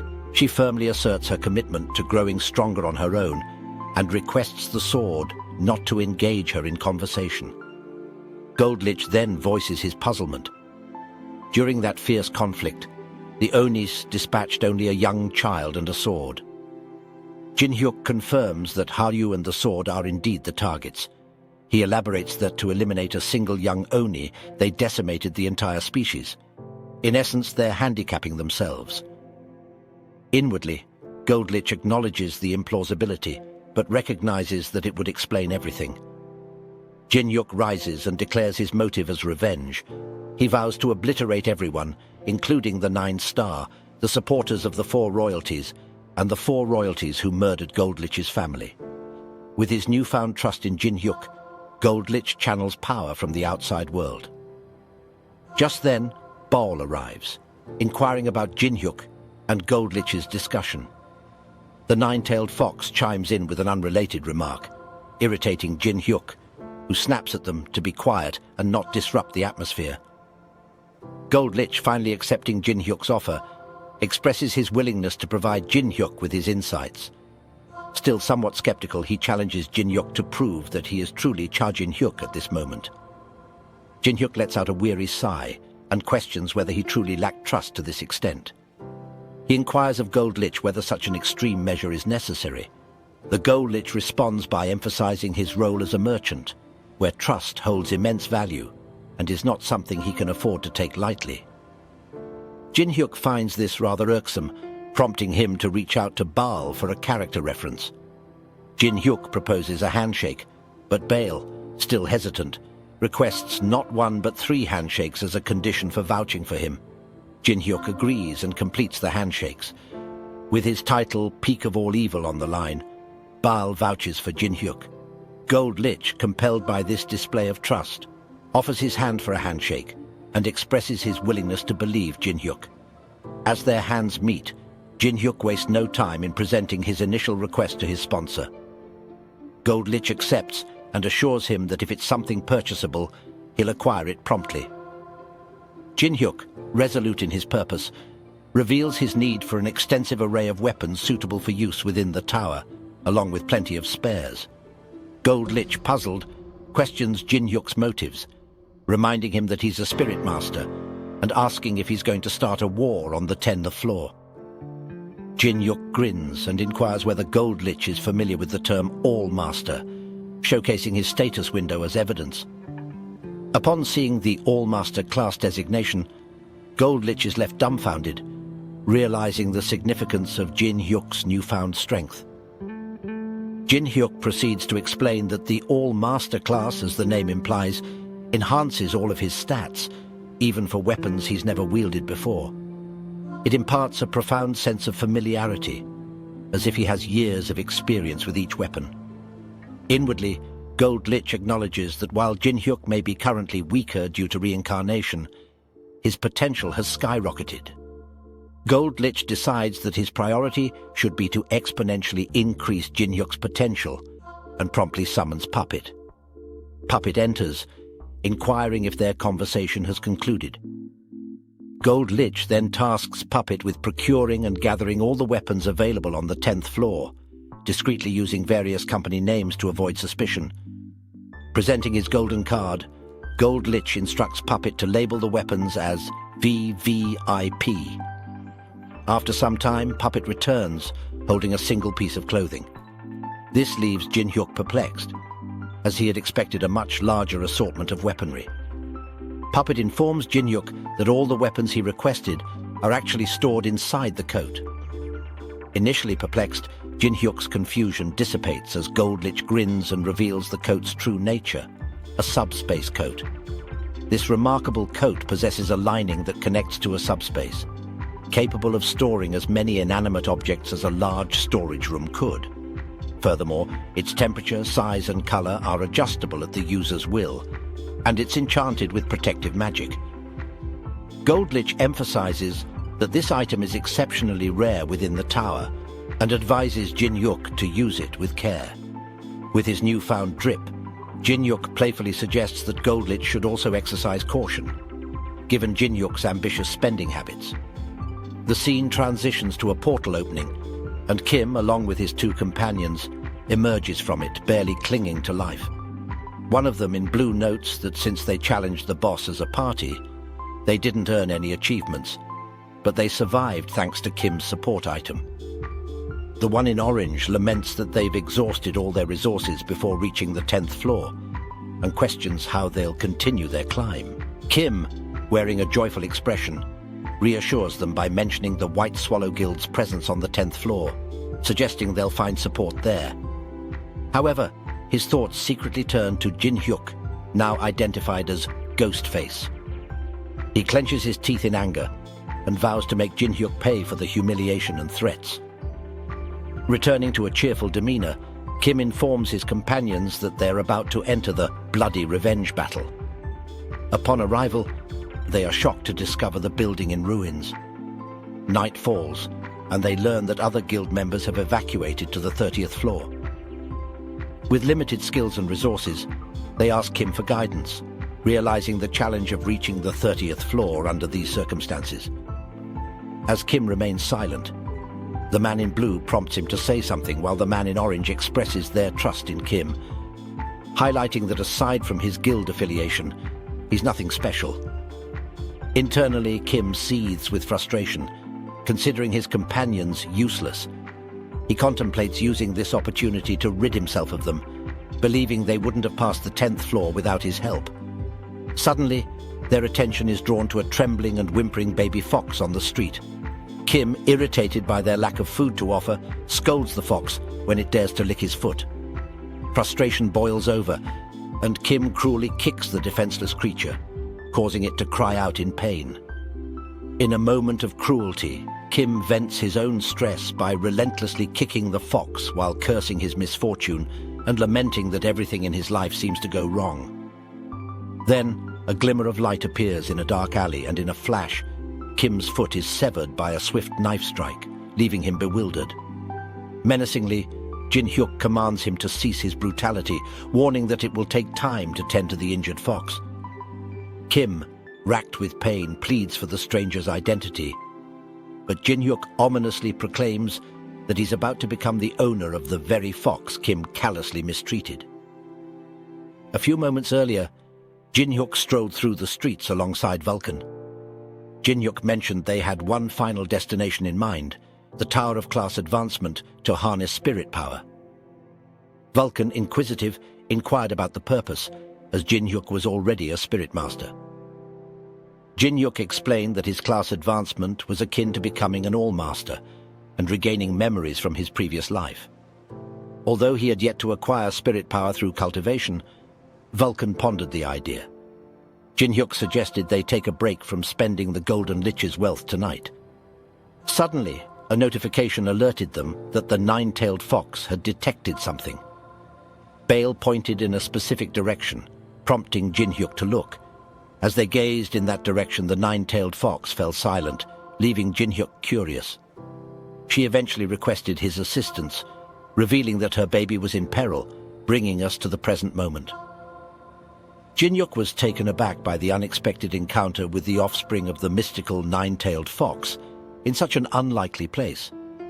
The nine-tailed fox also presented him with a quest to rescue the baby fox, a disciple of the neutral god, and herself. After the rescue, she asked Jin-hyuk to care for the fox, promising a reward, an item that would increase his rapport with her. The first reward would be granted upon the rescue, and the second after the fox's recovery. Internally, Jin-hyuk considered this an unforeseen stroke of luck. Kim, recognizing the distinctive mark on Jin-hyuk's attire, identified the one who had severed his leg as Ghostface.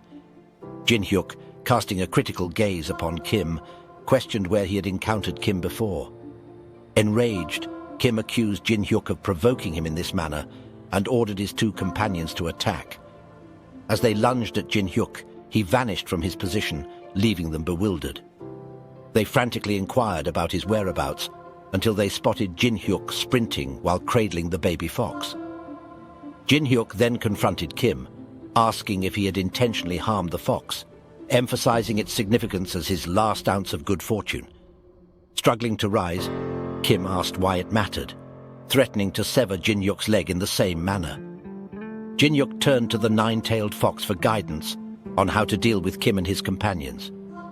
Without hesitation, the nine-tailed fox urged Jin-hyuk to eliminate them. Kim swiftly instructed his companions to encircle Jin-hyuk, preventing any escape.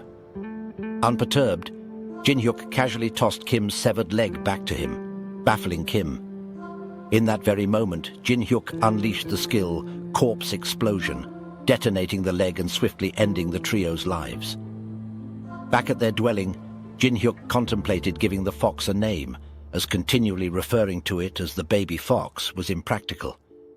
He considered abbreviating its name but realized that box didn't sit well with the fox. Vulcan and the nine-tailed fox concurred, foreseeing potential consequences when the fox grew up. Jin-hyuk sought Vulcan's suggestion for a better name. With enthusiasm, Vulcan proposed Horang, combining Ho, meaning fox, and Rang, meaning bright. However, Jin-hyuk and the two foxes didn't seem pleased with the choice. Given that it was a two-tailed fox, Jin-hyuk decided to name it Miho. Its full name, Lee Miho, signified two-tailed fox in Korean. Vulcan playfully questioned if Miho, being a picky fox, was content with the name. Miho's expression indicated its acceptance. A system notification then declared that the partial quest had been fulfilled, and Jin-hyuk had saved the nine-tailed fox's offspring, Miho, bestowing a reward. An energy ball manifested above Miho's head, forming a fox mask. This mask granted the user access to the fox's abilities, its strength increasing in tandem with the owner's power. Holding it, Jin-hyuk compared it to his Oni mask, internally recognizing the allure of the charm's skill for detaining opponents. However, the nine-tailed fox reminded him that the quest was ongoing and emphasized the need to restore Miho's vitality. A second quest materialized, requiring Jin-hyuk to feed Miho 999 fresh raw livers to aid in its recovery.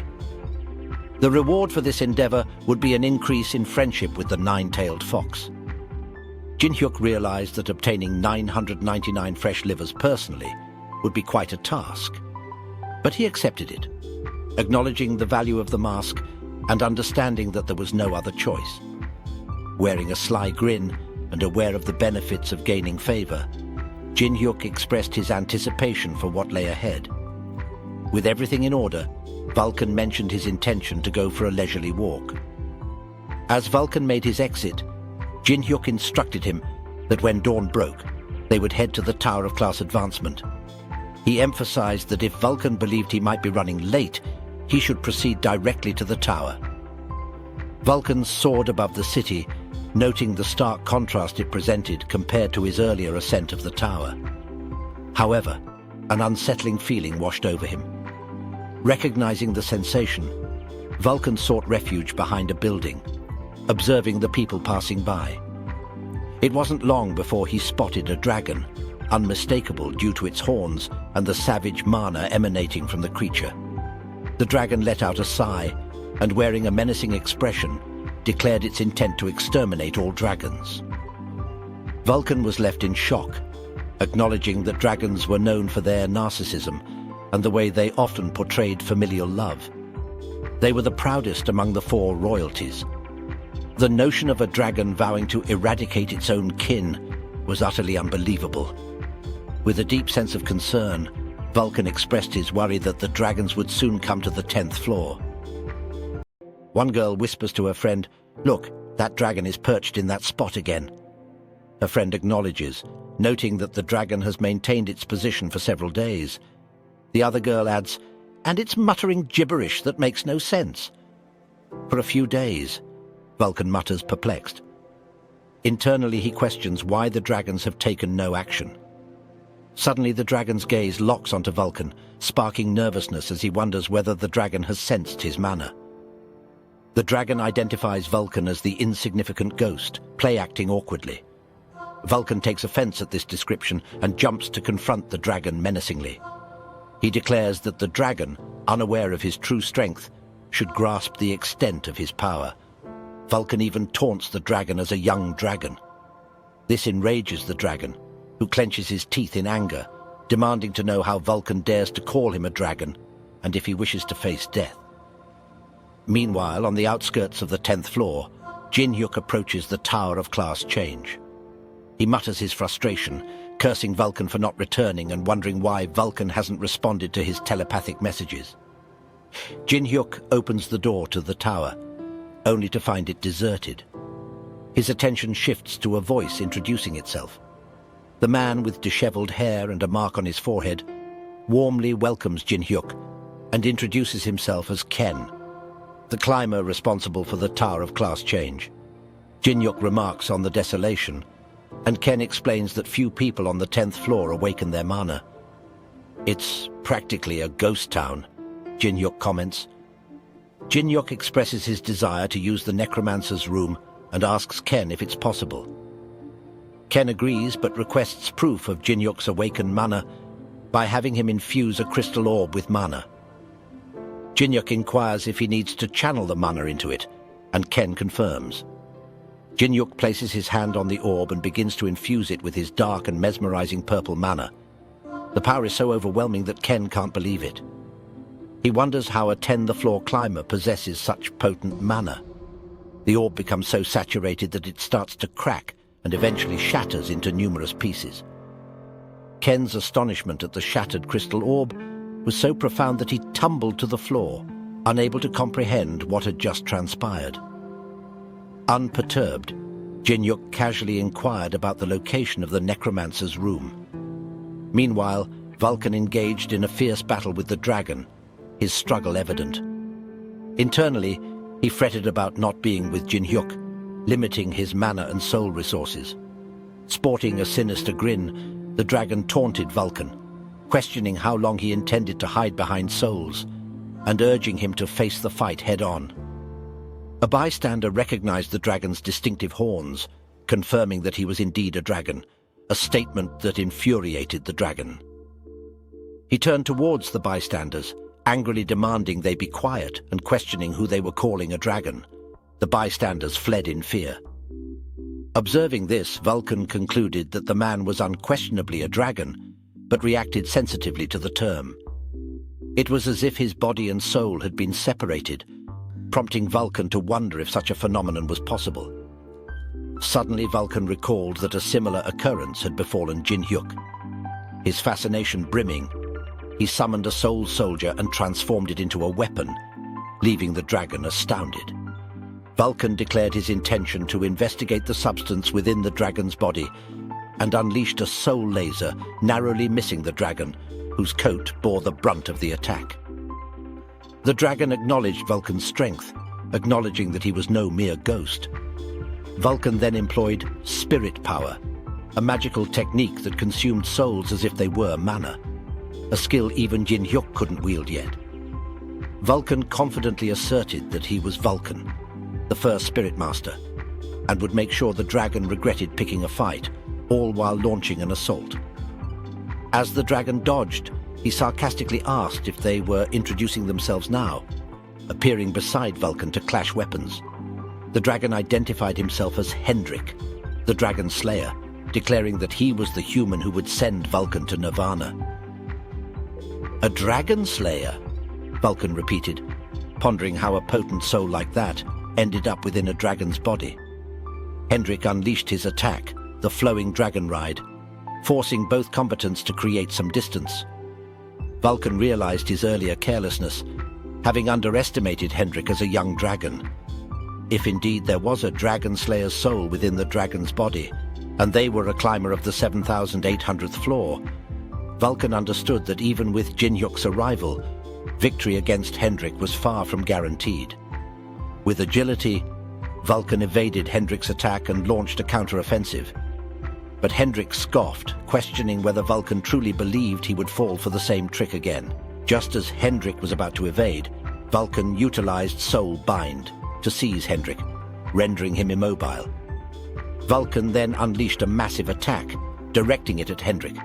However, Hendrik countered with his own technique, 10,000 slashes, slicing through the spirit arms that held him.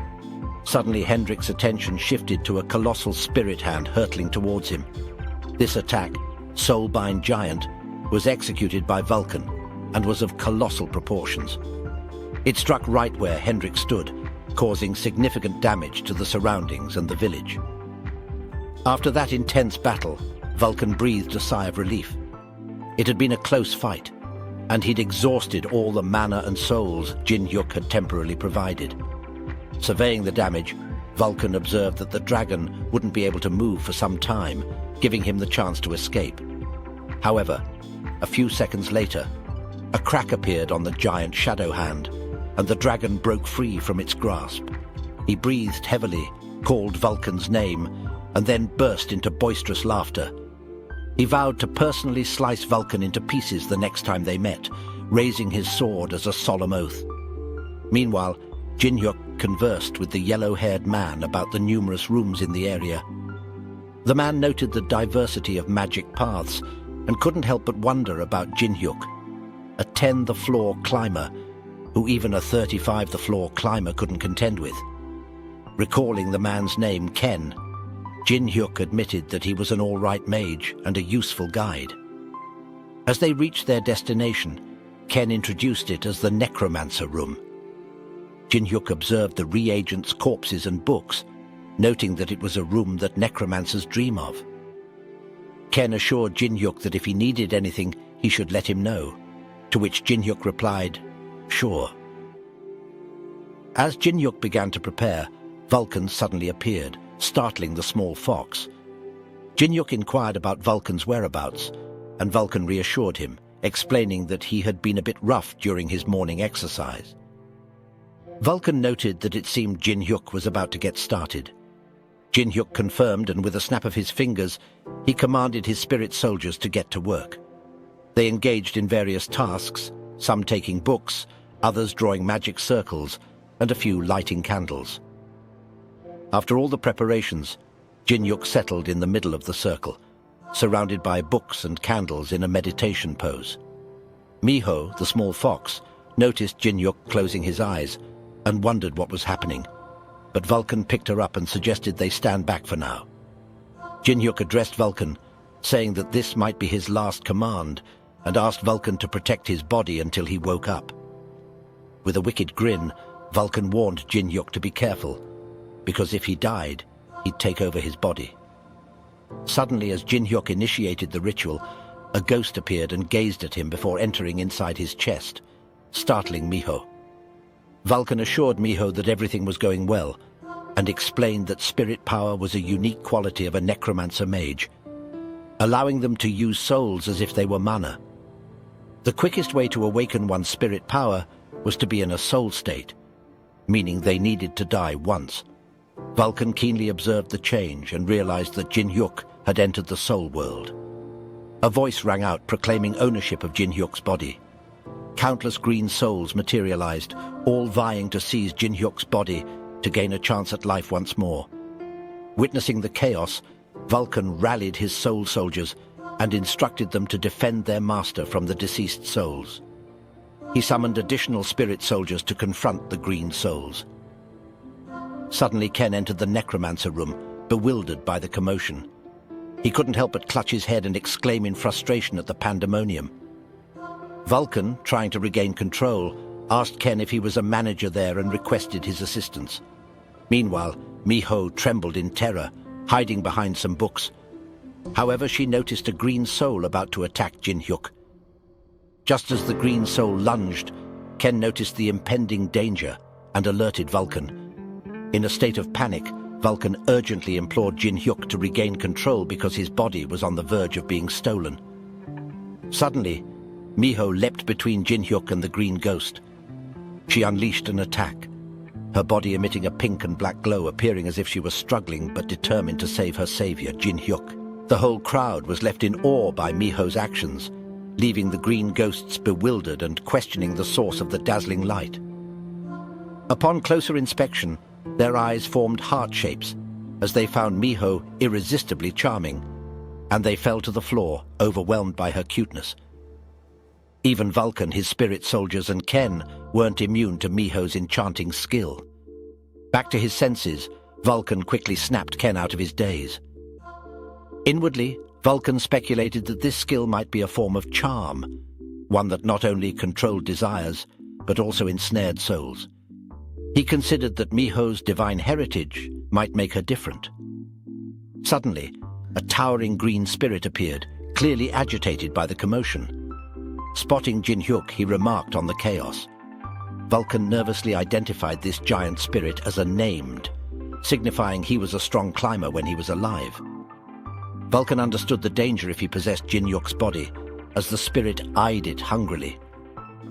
The giant spirit's interest in Jin Hyuk's body was unsettling. Vulcan realized he needed to intervene, but was still under the influence of Miho's charm. He urgently implored her to stop the giant green spirit. In response, the spirit told Miho to move aside, showing no interest in her. Undeterred, Miho leapt at the spirit, preparing to use her powers. However, as she unleashed her abilities, she felt drained, leaving Vulcan to question if that was her limit. The massive spirit raised his sword, prepared to strike Miho. She braced herself for the impact. Unexpectedly, Jin-hyuk raised his finger and unleashed a dark aura beam at the spirit, astonishing Vulcan. Jin-hyuk thanked Miho and pointed at the spirit, calling him a bastard.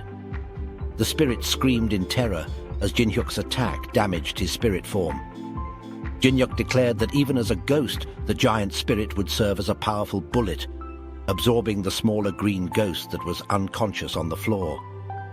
The giant spirit confronted Jin-hyuk, but he responded with a menacing glare and unleashed a barrage of dark purple energy bullets using his skill, 10-fingered soul bullet, obliterating the spirit and the wall behind the spirit. Vulcan marveled at Jin-hyuk's ability to gather spirit power on his fingertips and deliver such a devastating attack. Observing the aftermath and the destroyed wall, Jin-hyuk removed his mask and casually responded to Vulcan, acknowledging that the attack wasn't too shabby. Sometime later, Puppet arrived at the scene and was taken aback by the chaos. He asked what it took to turn the tower into such a mess. Jin-hyuk briefly explained that it was a long story, and then inquired about the purpose of Puppet's visit. Puppet explained that he came to deliver items to Jin-hyuk. Among the requested items were deadly poisons of varying potencies, a fire stone filled with fire energy, and a frost stone containing ice energy. Vulcan remarked that Puppet was faster than expected. Jin-hyuk questioned why Puppet was giving him these items when they were meant for raids on floors above the 100th. Puppet replied with a smile, mentioning that this was his final task as the branch manager of the 10th floor. He expressed his intention to return as a climber, to become stronger, setting the tower's pinnacle as his goal. Puppet believed Jin-hyuk would bring significant changes to the tower, and with his skills from the 100th floor, he could become the best merchant. Jin-hyuk admired Puppet's determination, noting that he was somewhat like Goldlich in the past. Holding the case, Jin-hyuk assured Puppet that once he obtained the necessary skills, he would share his and Goldlich's plans. Puppet thanked Jin-hyuk and left in a carriage. Jin-hyuk and Vulcan watched Puppet's departure from the damaged wall. Vulcan commented on Puppet's departure, and Jin-hyuk decided it was time to indulge. He sat down and expressed his intention to consume the crystals. Vulcan questioned if there was another reason, to which Jin-hyuk explained that his gluttony trait would absorb the power of the things he ate. As he prepared to ingest the crystals, he asked Vulcan if he wasn't curious about the powers he would gain from consuming them. After that, Ken awakens, and he suddenly starts screaming while anxiously warning Jin-hyuk that it's dangerous, likely from a nightmare. Vulcan notices that Ken seems disoriented, so he inquires if he's okay. Ken then asks about Jin-hyuk and the fox. Vulcan reassures him that both are fine, but his tone shifts as he glimpses something concerning. Ken queries him about this, just as a piercing scream echoes through the room. The scream emanates from Jin-hyuk, who writhes in agony while devouring the firestone. Miho trembles and watches him with concern. The nine-tailed fox becomes furious, warning Jin-hyuk not to display such behaviors in front of her offspring. Jin-hyuk employs his skill gluttony, kneeling amidst the flames, and after a few moments successfully consumes the stone. The system then notifies him that he has gained burn resistance. Holding a vial of poison, Jin-hyuk declares that it's now time to acquire poison resistance. Moments later, the spirit soldiers are observed gathering the lifeless orcs into a substantial pile. Jin-hyuk then complains that his stomach hurts, prompting Vulcan to question why he's subjecting himself to such pain. Jin-hyuk asks him to clarify torturing, stating that he needs all of it. Frustrated, Vulcan remarks that Jin-hyuk's resilience in drinking all that poison makes him quite tenacious. Jin-hyuk explains that he had previously informed Vulcan about the combat techniques of the 9-star, necessitating his preparation by acquiring resistance to various elements. Meanwhile, numerous notifications appear behind Jin-hyuk, revealing his newfound resistances to all poisons, burn resistance and freeze resistance. Jin-hyuk emphasizes the importance of poison resistance, as one of the 9-star members specializes in poisons. And had he been aware of their tricks, he wouldn't have met such a gruesome fate. Suddenly, a spirit soldier arrives, and Vulcan asks if these are all the orcs in the vicinity. The spirit soldier nods in agreement. Gazing at Miho, Jin-Yuk mentions that she has waited long enough, and it's her turn to eat. Vulcan suggests removing the liver and feeding it to her, to which Jin-Yuk agrees, noting that Miho is still a baby when considering her as a human. However, Miho takes everyone by surprise when she suddenly reveals menacing, razor-sharp carnivorous teeth and begins devouring the deceased orcs. Jin-Hyuk and Vulcan are left in shock. Once Miho finishes her gruesome feast, a notification indicates her progress in Part 2 of the quest, showing that she's consumed 127 raw livers out of 999. Jin-Hyuk expresses a desire to create a wave, but he hesitates due to the city's size, not wanting to draw too much attention. He then inquires about who Vulcan was fighting the previous night. Vulcan, somewhat surprised, asks if Jin-Hyuk is aware of it. Jin-Hyuk explains that he sensed fluctuations in Vulcan's mana, leading him to ask about the encounter. He wonders if Vulcan had met one of the 4 royalties. Vulcan admits that he encountered a powerful dragon and used his spirit power to immobilize it. Suddenly, Jin-Hyuk begins to emanate a menacing dark purple aura and exclaims, "One of the 4 royalties is here." Nervous, Vulcan urges him to calm down, cautioning against emitting such demonic energy in the middle of the street. Jin-Hyuk notices a drop of blood and wonders if it's a side effect of his gluttony skill. Vulcan reiterates the need to calm down and informs Jin-Hyuk that the dragon he encountered was no ordinary one. Jin-Hyuk queries what Vulcan means by that, and Vulcan proceeds to recount the entire story. Jin-Hyuk, deep in thought, puts his finger to his chin and mentions, "The Dragon Slayer, Hendrik, huh?" Vulcan adds that what the dragon told him does make sense. Jin-Hyuk ponders the idea of one's body and soul acting independently. Vulcan points out that he initially had doubts but witnessed an example in Jin-Hyuk himself. Jin-Hyuk exclaims, "Hendrik, the Dragon Slayer," and notes that even he knows that name. He explains that Hendrik began his journey by slaying young dragons, and eventually took on other dragons that came after him, earning him the title of Dragon Slayer.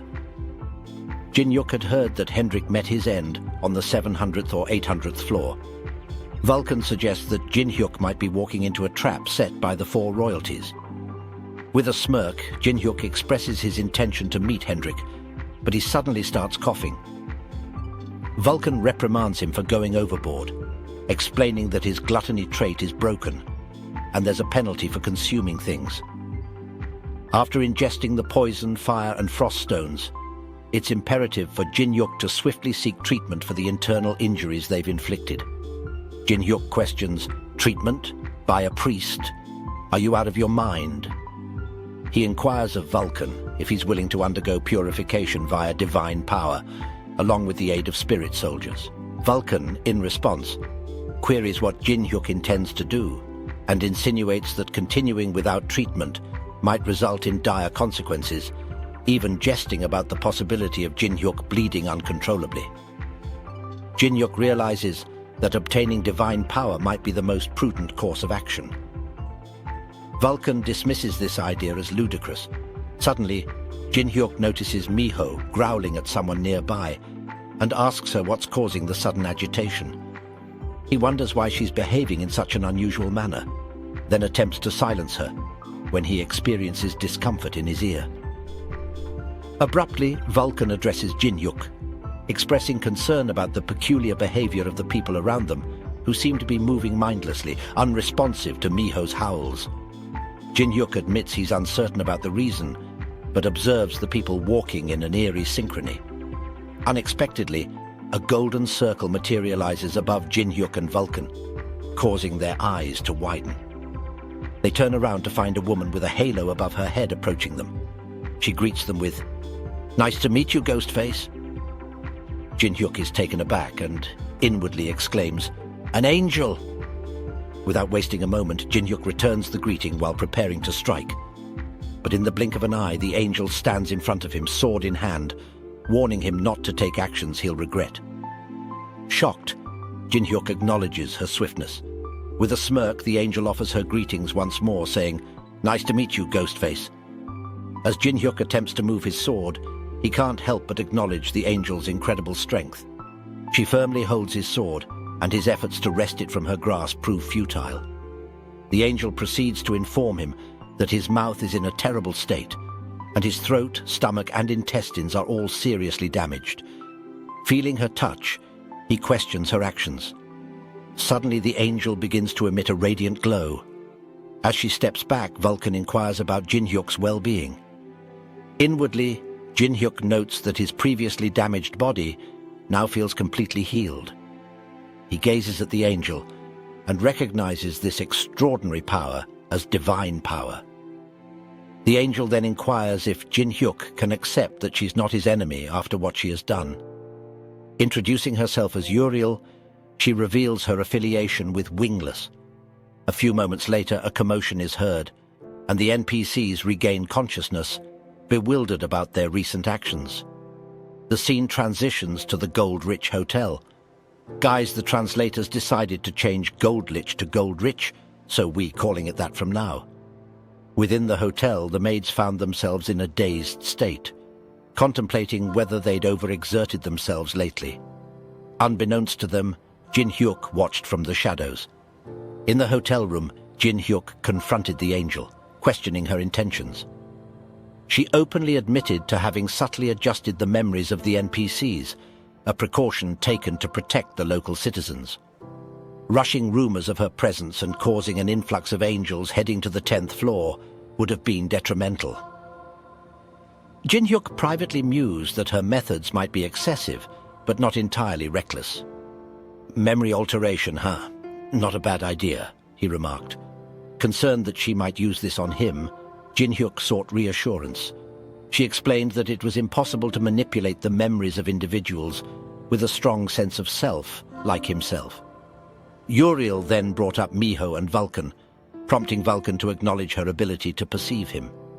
Jin Hyuk questioned why she had sought him out, and she enigmatically spoke of the one who wears the mask, condensing grotesqueness and defying the heavens.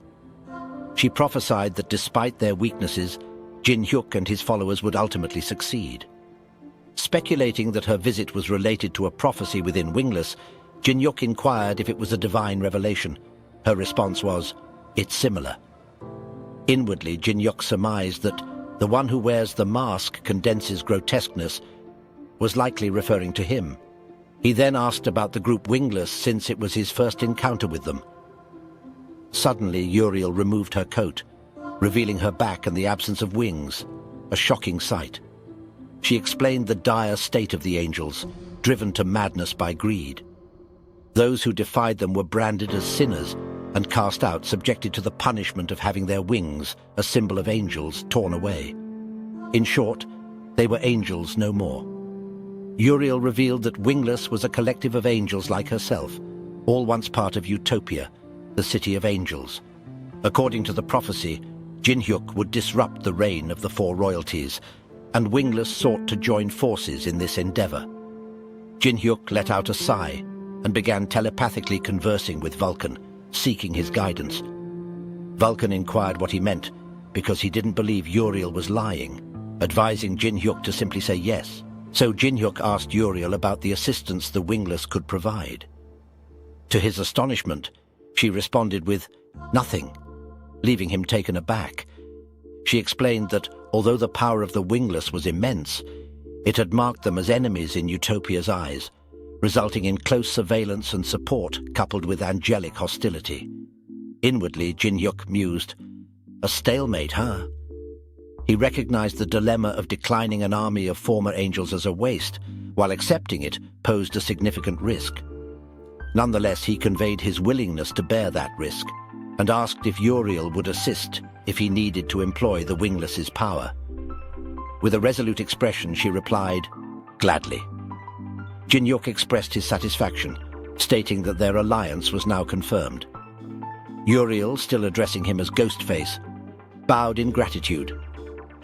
Jin Hyuk considered introducing himself and inquired if she could momentarily blind both God and the devil.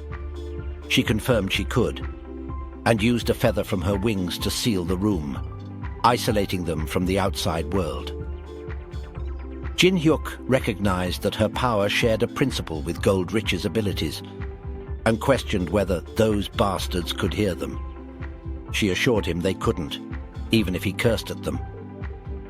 Jin Hyuk removed his mask and hurled curses at Baal, referring to him as a voyeuristic sick bastard and demanding if he was listening.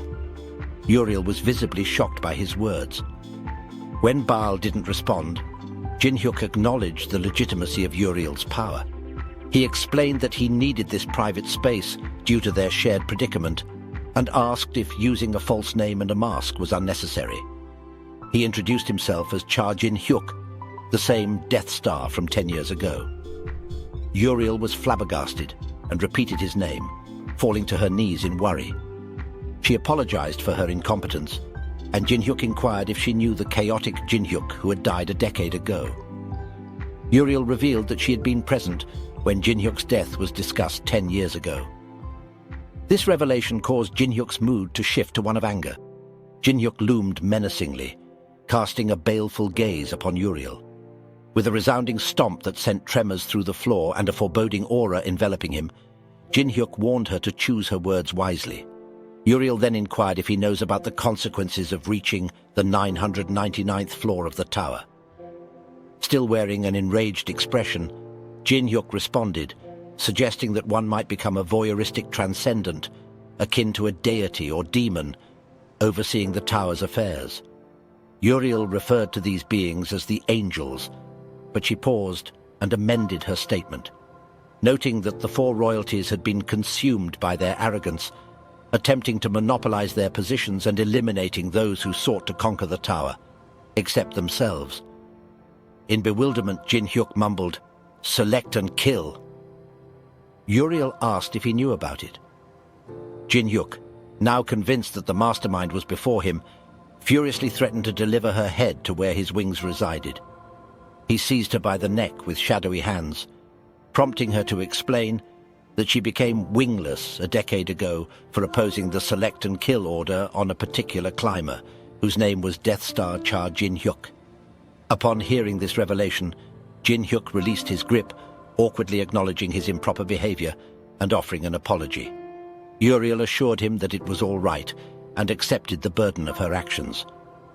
Jin Hyuk, understanding the distinction between the wingless and the angels, refrained from venting his anger on her. Uriel expressed her gratitude for his understanding and suggested that, like them, there might be other victims of the four royalties, encouraging Jin Hyuk to welcome them if they approached. Jin Hyuk agreed, realizing their potential allies in the war against the four royalties. He then inquired about where to meet her again, and she directed him to the wingless hideout on the 190th floor of Dream City. Jin Hyuk remarked that the 190th floor seemed significantly lower than he had expected. Uriel explained that the higher the floor, the more influence the four royalties held, and the floors from 200 to 300 were under his territory. Jin Hyuk realized that he had almost forgotten that this territory was under the reign of the martial Emperor Tess, who ruled over the floors from 200 to 300. Setting up their base within his territory meant a higher chance of the four royalties meeting their destruction. When Uriel asked if she could get dressed, Jin Hyuk agreed, saying, "Of course." As she prepared to put on her coat, he couldn't help but notice her feathers. He inquired if there would be a trace if she gave him something, and she explained that due to the pursuit of the angels, she could only bring herself. With a creepy grin, Jin Hyuk assured her that it was enough. Uriel, however, looked at him with disdain, asking, "You were that type of person?" Panicking, Jin Hyuk clarified that he didn't mean that and only wanted some of her feathers. Uriel sighed with relief and mentioned that if it's that, she can give him some, because her feathers grow back, as she removed some for him. Jin Hyuk inwardly acknowledged his relief, thinking he'd asked carefully because he believed they didn't grow back. After giving him some of her feathers, she cautioned him not to show the feathers outside, as angels had a skill for locating the feather's owner. Jin Hyuk assured her he planned to consume them. Her mood shifted, and she teased, "So you were that type of person?"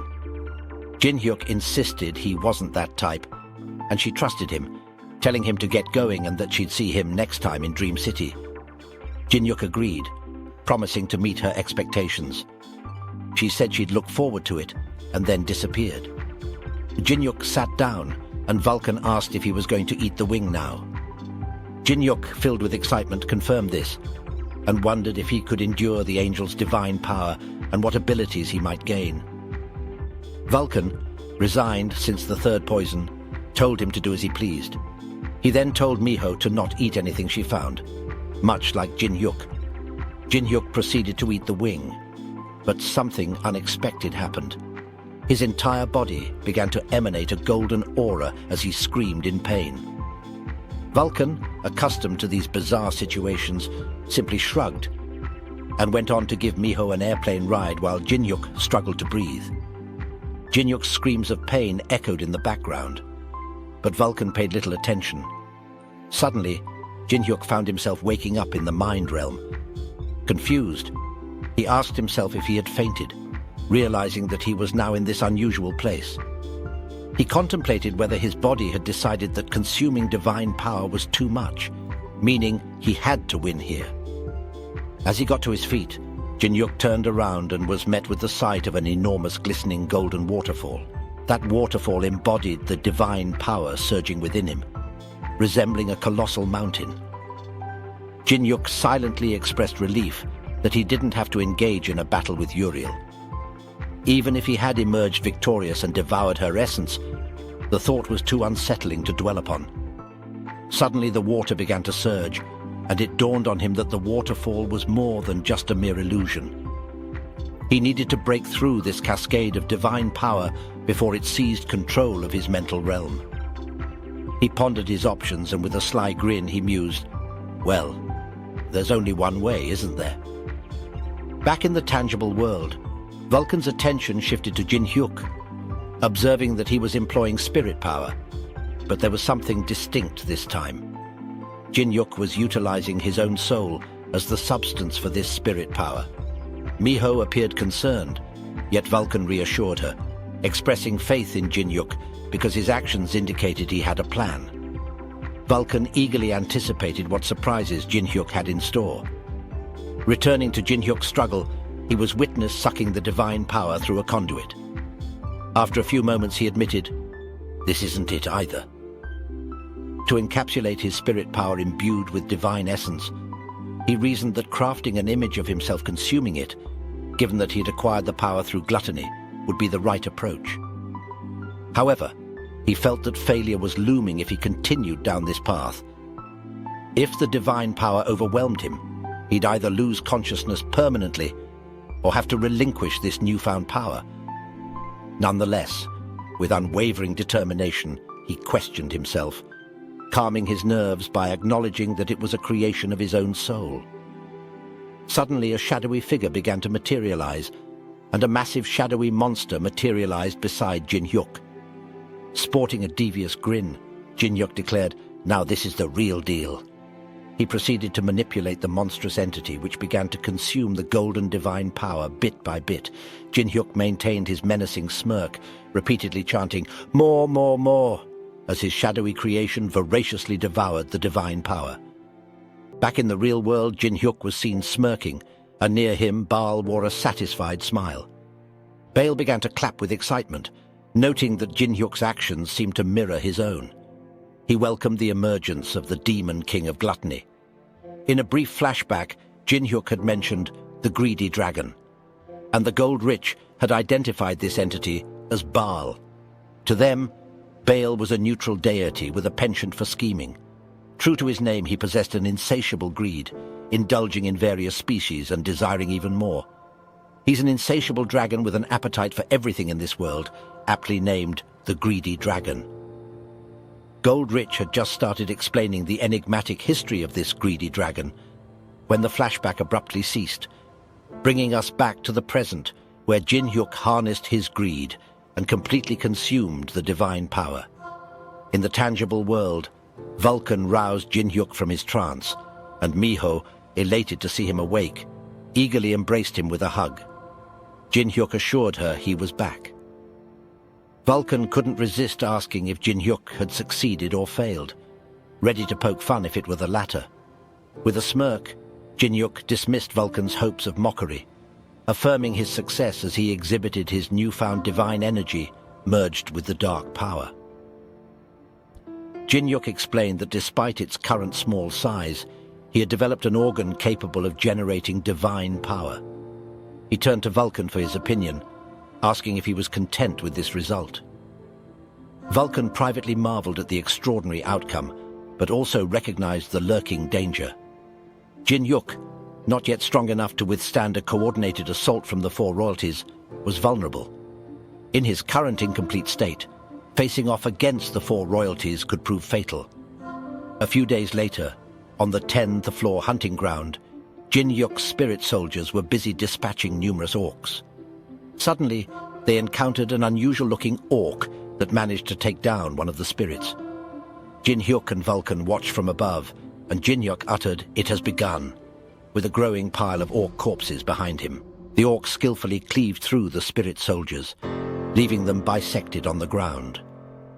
A sudden radiant glow emanated from the wounds, leaving the orc in awe. The source of the golden light was a celestial spirit soldier. Jin-hyuk turned to Vulcan and inquired about his experience with the new Holy Spirit soldier. Vulcan shared that it performed as expected, serving as the exclusive healer for both the undead and spirit soldiers. It completely nullified the typical necromancer's drawback of resource wastage due to weak endurance during summoning. Nevertheless, given its divine nature, it had a propensity for seeking enlightenment. Jin-hyuk commented on the situation, noting that they could only be cautious in dealing with it. Meanwhile, Miho indulged in consuming the orcs. Vulcan remarked that it seemed like she had finished her meal. Jin-hyuk inquired whether it was enjoyable. Observing the quest notification displaying that Miho had devoured 892 raw livers out of 999, Jin-hyuk contemplated how he had unexpectedly earned the Orc Slayer title for the second time. He then opened his status window, revealing his traits, stats, name, skills, subclass, class, and physical condition.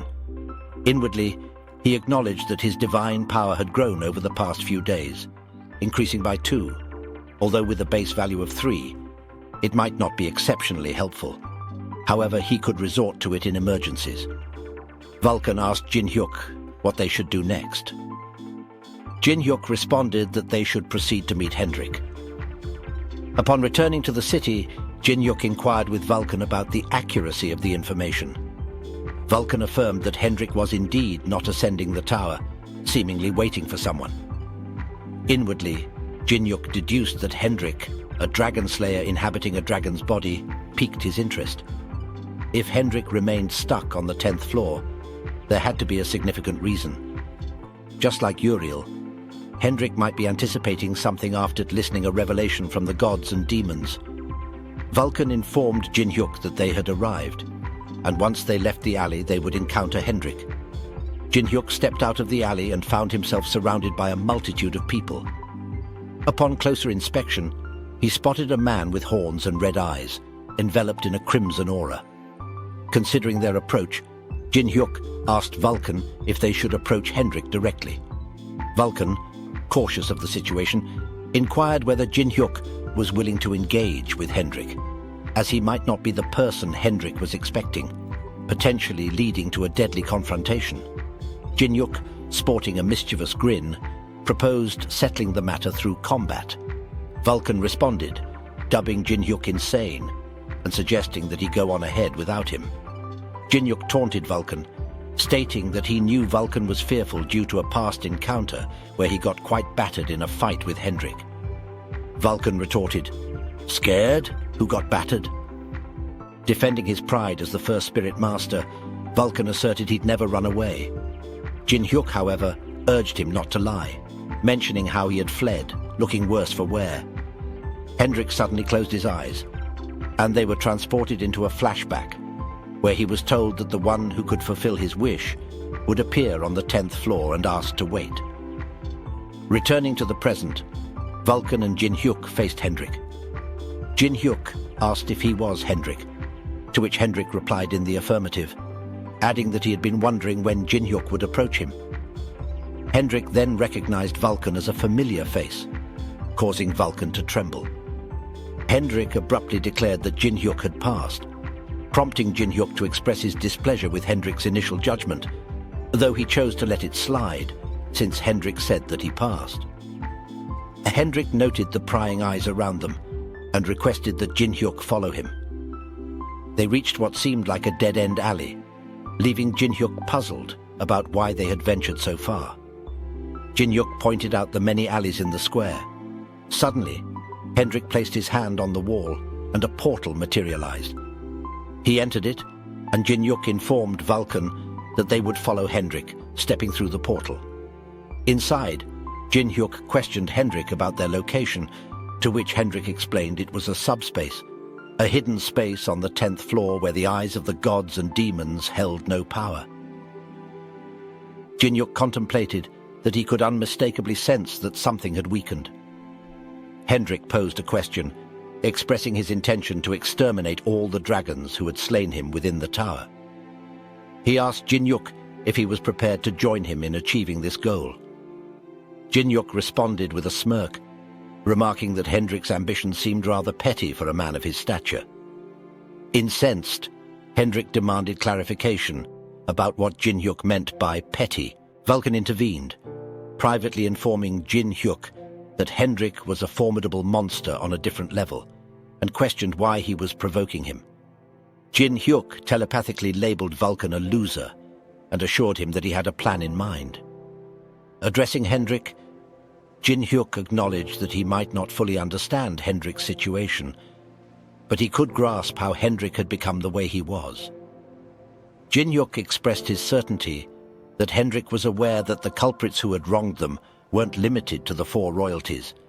Jin Hyuk stated that he didn't care why Hendrik had become fixated on dragons, but declared it insufficient for him to form an alliance.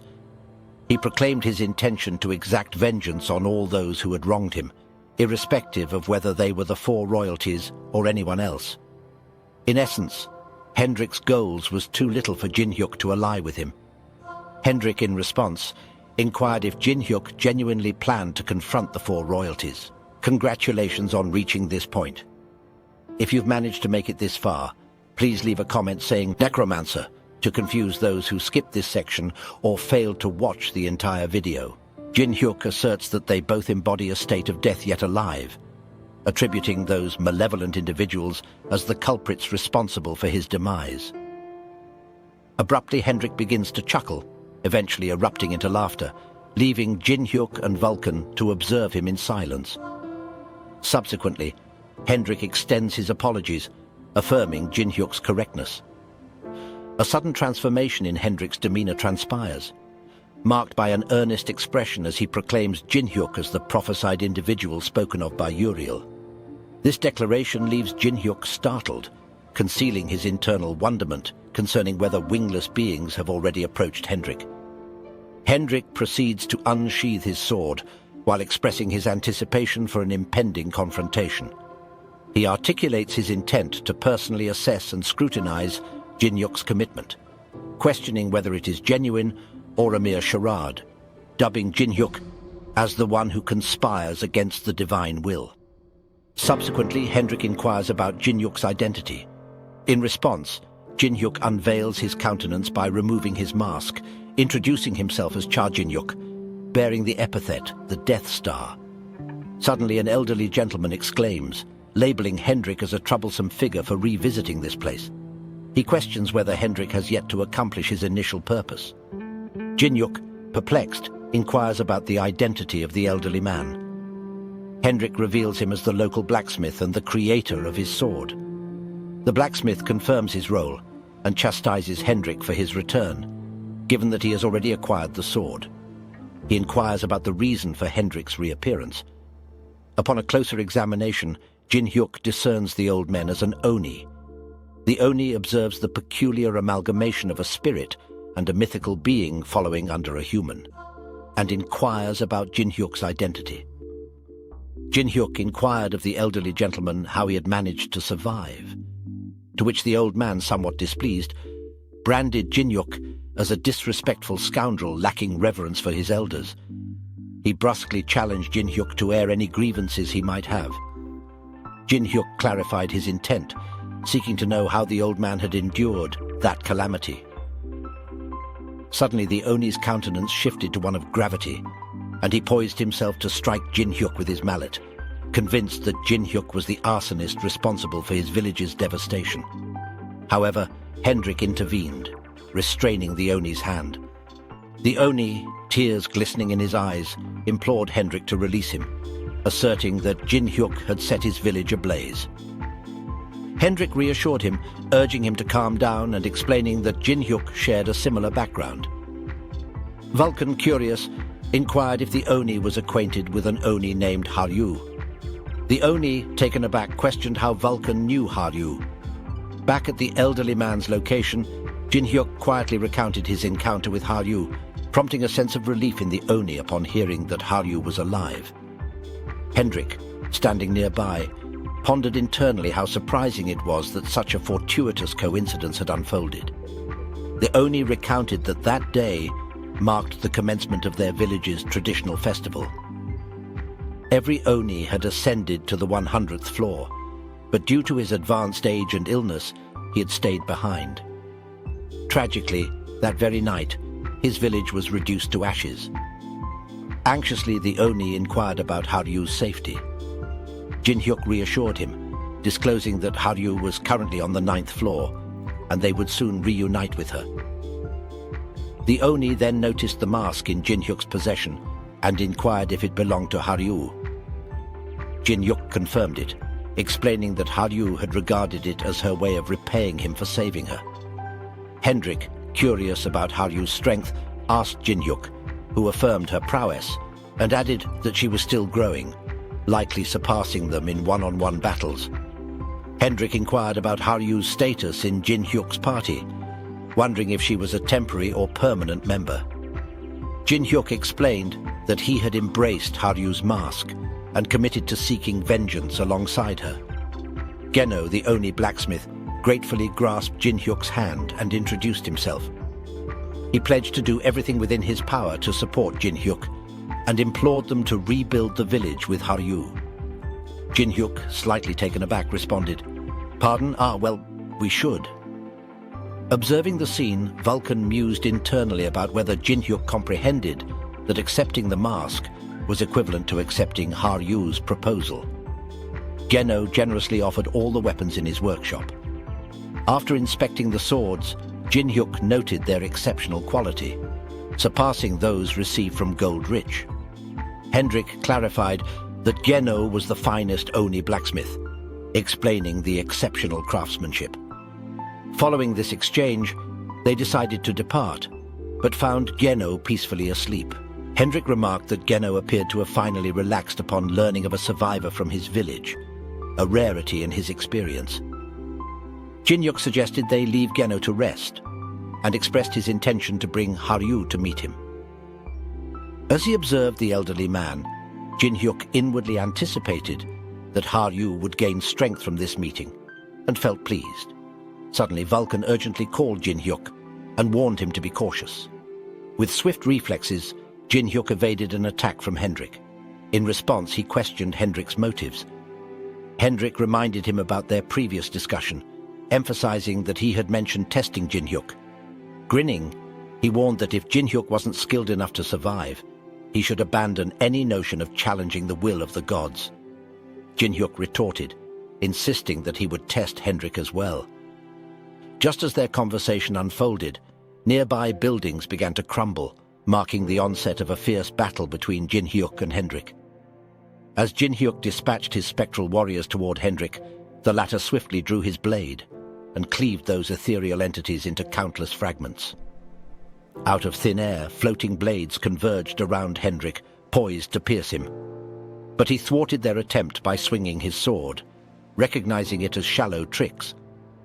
Unexpectedly, Jin-hyuk materialized above Hendrik and launched an offensive with his blade, yet Hendrik adeptly evaded the strike. With a deft maneuver, Hendrik gripped Jin-hyuk's hand and flung him onto a nearby house, leaving Miho anxious. Hendrik acknowledged Jin Hyuk's title as a mage and necromancer, acknowledging his remarkable dexterity, but cautioned that this trait could lead to a problem. Suddenly, Vulcan materialized behind Hendrik and ensnared him with his chains, questioning him about what he thinks about the first spirit master. Jin Hyuk then unleashed a potent magic technique called Gungnir, astonishing Hendrik as he claimed it to be his mightiest. Grinning, Jin Hyuk exclaimed, "Chaya!" and launched arrows toward Hendrik. In response, Hendrik's sword reacted, forming intricate patterns which Vulcan recognized. Hendrik employed a skill known as Enchant Dispel Magic, severing the chains that bound him. Seeing this, Vulcan urgently instructed Jin Hyuk to dodge. Hendrik unleashed another skill, Shattering Dragon Slash, intercepting and obliterating the arrow before advancing toward Jin Hyuk. The ensuing impact caused a massive explosion. Vulcan, with concern in his voice, called out to Jin Hyuk. Hendrik struck Vulcan with his sword, noting that Vulcan was Jin Hyuk's most potent soldier, leaving him with nothing more to say as he closed in on Jin Hyuk, proclaiming his impending defeat. Jin Hyuk then appeared on the side of the house, calmly stating, "Nope." Holding a bow, he declared himself as the strongest one remaining. Jin Hyuk aimed and shot a volley of small arrows toward Hendrik, but he completely missed him, prompting a retort from Hendrik about the stark contrast between Jin Hyuk's swordsmanship and his archery skills, describing the latter as atrocious. However, the arrows took an unexpected turn, glowing with magic, and returned to pierce Hendrik, causing him to descend. Inwardly, Jin Hyuk celebrated a critical hit and resolved to go all out to finish Hendrik, donning his Oni mask. He mentioned that he had only previously brought out the side effects when using the mask with Haryu, but now he intended to succeed. As he put on the mask, he harnessed his battle foresight. Falling, Hendrik's anger intensified, conjuring a colossal fire tornado at his location. Jin Hyuk regretfully noted that he had missed his chance, and that Hendrik was not an easy foe to vanquish. Hendrik, now with a transformed countenance, laughed and acknowledged Jin Hyuk's strength, asserting that he had lost in terms of numbers. He declared that the fight wasn't over, craving more. Hendrik unleashed his skill, charging Dragon Spark, urging Jin Hyuk to continue the battle. Jin Hyuk was left in disbelief, internally grappling with the realization that there seemed to be no way out. He could track Hendrik's attacks with his battle foresight, but he lacked the speed to evade them, and getting hit would prove fatal. With no alternative, Jin Hyuk retrieved his fox mask, donning it and expressing his trust in it. He looked rather impressive with his new mask. The elderly man's eyes snapped open, his shock palpable as he beheld the havoc wrought by Jin Hyuk and Hendrik. He bellowed, demanding to know what was happening, suspecting Hendrik's hand in it. In an instant, Miho sprang from her slumber and fled the house, leaving Garon in pursuit, shouting to her about the danger. As Miho gazed at a colossal beam of light, her apprehension was etched across her face. The source of the radiance was none other than Hendrik, as he readied an attack known as the Charging Dragon Spark. He abruptly vanished, leaving Jin Hyuk bewildered by his sudden disappearance. Out of nowhere, Hendrik reappeared before Jin Hyuk, his sword perilously close to his face. A colossal explosion ensued, and when the dust cleared, it was evident that Jin Hyuk had evaded Hendrik's assault. After the debris cleared, Hendrik was astounded to realize that Jin Hyuk had miraculously evaded his devastating attack, causing him to secretly concede that this wasn't an assault that Jin Hyuk's agility alone could evade. With a serene poise, Jin Hyuk materialized behind Hendrik, untouched by the confrontation. This left Hendrik pondering whether the enigmatic mask adorning Jin Hyuk belonged to that mystical fox. Hendrik couldn't help but chuckle, questioning Jin Hyuk's motives as he prepared to retaliate. Jin Hyuk, however, equipped weapons similar to Wolverine's and lunged at Hendrik, their blades clashing in a tense showdown. Countless clashes ensued between them, their weapons clashing and sparking in a flurry of combat. Abruptly, Hendrik burst into laughter, complimenting Jin Hyuk's enhanced mobility and newfound strength. pondering aloud whether the mystical fox mask was the source of this transformation. In response, Jin-hyuk maintained an unwavering silence, his eyes carefully scanning for an opportunity. Seizing a perceived weakness, he lunged forward to strike, but soon realized that Hendrik had deliberately created this opening to deploy his magic. Hendrik's sorcery triggered a powerful explosion where Jin-hyuk had stood moments ago. Astonishingly, Jin-hyuk emerged from the settling dust unscathed, poised in a defensive stance. With an intense gaze, he attempted to employ the charm skill on Hendrik. However, Hendrik swiftly shattered the charm and quipped, "I don't swing that way." A chuckle followed, with Hendrik explaining that such spells could be easily broken with a bit of focus. Suddenly, Jin-hyuk materialized in front of Hendrik, retorting, "But you'd have to stop moving for a moment." Internally, Jin-hyuk resolved not to employ a weak weapon and decided to conclude the confrontation with a decisive attack. He announced his intention to employ the Gung-hoon skill, combining it with all master martial combat, Fox's mobility, and various enchantments, such as enhanced physical strength, spirit power, demonic energy, and divine power. As he readied a punch, he informed Hendrik that this would be the end, concluding with a taunting remark and unleashing the Choi Gung-hoon technique, the straight jab. With a mighty shove, Jin-hyuk propelled Hendrik, unleashing a cataclysmic explosion that laid waste to numerous buildings. Amid the debris, Vulcan struggled to regain his footing, questioning whether he had lost consciousness, and pondering the outcome of the battle between Jin-hyuk and Hendrik. His attention was abruptly drawn to Cha Jin-hyuk, standing as if he had emerged victorious. Blood trickled from Jin-hyuk's eyes and mouth as he began to stagger, prompting Vulcan to call out his name with deep concern. Internally, Jin-hyuk acknowledged that he had expended all his strength, rendering his body immobile. He regretted not finishing Hendrik with his last attack, especially since Hendrik remained standing before him far from defeated. Hendrik, visibly battered and fatigued, informed Jin-hyuk that he had passed. However, Jin-hyuk's irritation flared, and he rebuked Hendrik, asserting that he had failed. He emphasized that deploying a final move should render one incapacitated, all while dubbing Hendrik a monster. Hendrik, seemingly perturbed, raised a contemplative finger to his chin, expressing annoyance while saying, "To think that Jin-hyuk would fail him while looking like that." Abruptly, Hendrik relented with a begrudging fine, announcing his intent to determine Jin-hyuk's fate after unleashing his ultimate assault. He reasoned that he had taken a liking to Jin-hyuk, so he needed to pass no matter what. Jin-hyuk, however, implored him to hold off, as his body refused to respond, yet Hendrik remained undeterred, preparing to execute his flower dragon attack. As the formidable assault closed in on Jin-hyuk, he acquiesced with a resigned "Fine, you pass," and in his last breath he hurled an expletive at Hendrik, branding him a fucking bastard, just as the attack made its devastating impact.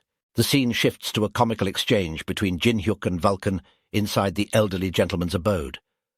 Vulcan teased Jin-hyuk for his loss, but Jin-hyuk retorted, claiming that Vulcan had lost as well. Vulcan reminded Jin-hyuk of the promise he made to Hendrik about testing him. Jin-hyuk, wrapped in bandages, grew increasingly irritated with Vulcan and threatened to turn him into a spirit orb. However, his attempt was met with excruciating pain, causing him to halt, and Vulcan couldn't help but giggle, remarking, "Serves you right." Sporting a broad grin, Vulcan pointed out that he had cautioned Jin-hyuk not to go overboard, emphasizing that Jin-hyuk owed his continued existence to meeting Uriel and attaining divine power. Jin-hyuk playfully referred to Vulcan as an old man, further infuriating him. Jin-hyuk, clearly irked, challenged Vulcan to wait and see what would happen once he recovered, all while Vulcan continues to chuckle and dismiss Jin-hyuk's frustration as the cries of a loser. Suddenly Hendrik swung open the door and entered the room, inquiring about Jin-hyuk's well-being. Vulcan began to sweat profusely, recalling Hendrik's previous threat to slice him to pieces. Awkwardly, Vulcan offered an apology for his earlier actions. Hendrik responded with a smirk, reassuring Vulcan that it was all right since they were all in the same boat now. Vulcan, visibly relieved, stammered out his gratitude and inwardly noted the stark contrast between Hendrik's demeanour in a fight against Jinhyuk and his normal, composed self. Vulcan then expressed remorse for the trouble Hendrik had gone through to check on Jinhyuk. Hendrik inquired if he had gone a little overboard. Jinhyuk, still reeling from being Lil Broed, exploded, challenging both of them to face him in a fight, convinced he'd win next time. Inwardly, Hendrik acknowledged that Jinhyuk would indeed be capable of defeating him one day. After taking a deep breath, Jinhyuk calmed down and revealed the reason he had summoned Hendrik. He wanted to hear Hendrik's story, particularly about his past life and death. Hendrik began by recounting how his family and hometown had vanished mysteriously, courtesy of the dragons. His miraculous survival was attributed to his burning hatred for dragons. He proceeded to climb the tower just like other climbers, but he was fortunate to possess exceptional talent. Jinhyuk noted the similarity between Hendrik's history and that of someone else he knew. Hendrik divulged that he had slain his first dragon on the 600th floor and subsequently embarked on a journey of revenge. Jinhyuk remarked on the quick progress to the 600th floor, wondering if Hendrik then went on to confront the four royalties. Hendrik confirmed this, but mentioned that it also marked the commencement of a pursuit by a team dispatched by the four royalties. This pursuit became his daily routine, and as he grew stronger, the penalty lessened. He revealed that their branch on the 800th floor had essentially been wiped out. Inwardly, Jinhyuk explained that the penalty system was designed to prevent high-level climbers from monopolizing the tower, imposing restrictions on their abilities on lower floors, rather than the higher ones they'd reached. This was why he'd survived Goldrich's attack. If there wasn't a penalty, he would have died from one attack. He asked Hendrik about the highest floor he had reached, and Hendrik replied, 900th floor. It was on that floor that his plan ultimately met its demise. Jinhyuk realized that Hendrik could have become a transcendent. Hendrik continued his tale, explaining that a more formidable pursuit team under the four royalties had been dispatched to capture him, and he eventually succumbed to their numbers. He became like this, he said. Hendrik found it ironic that among the myriad species he had reincarnated into the body of a dragon.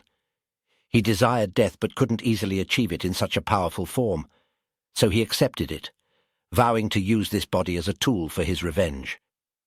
Jinhyuk replied with a smirk, "Yeah, that sounds like you."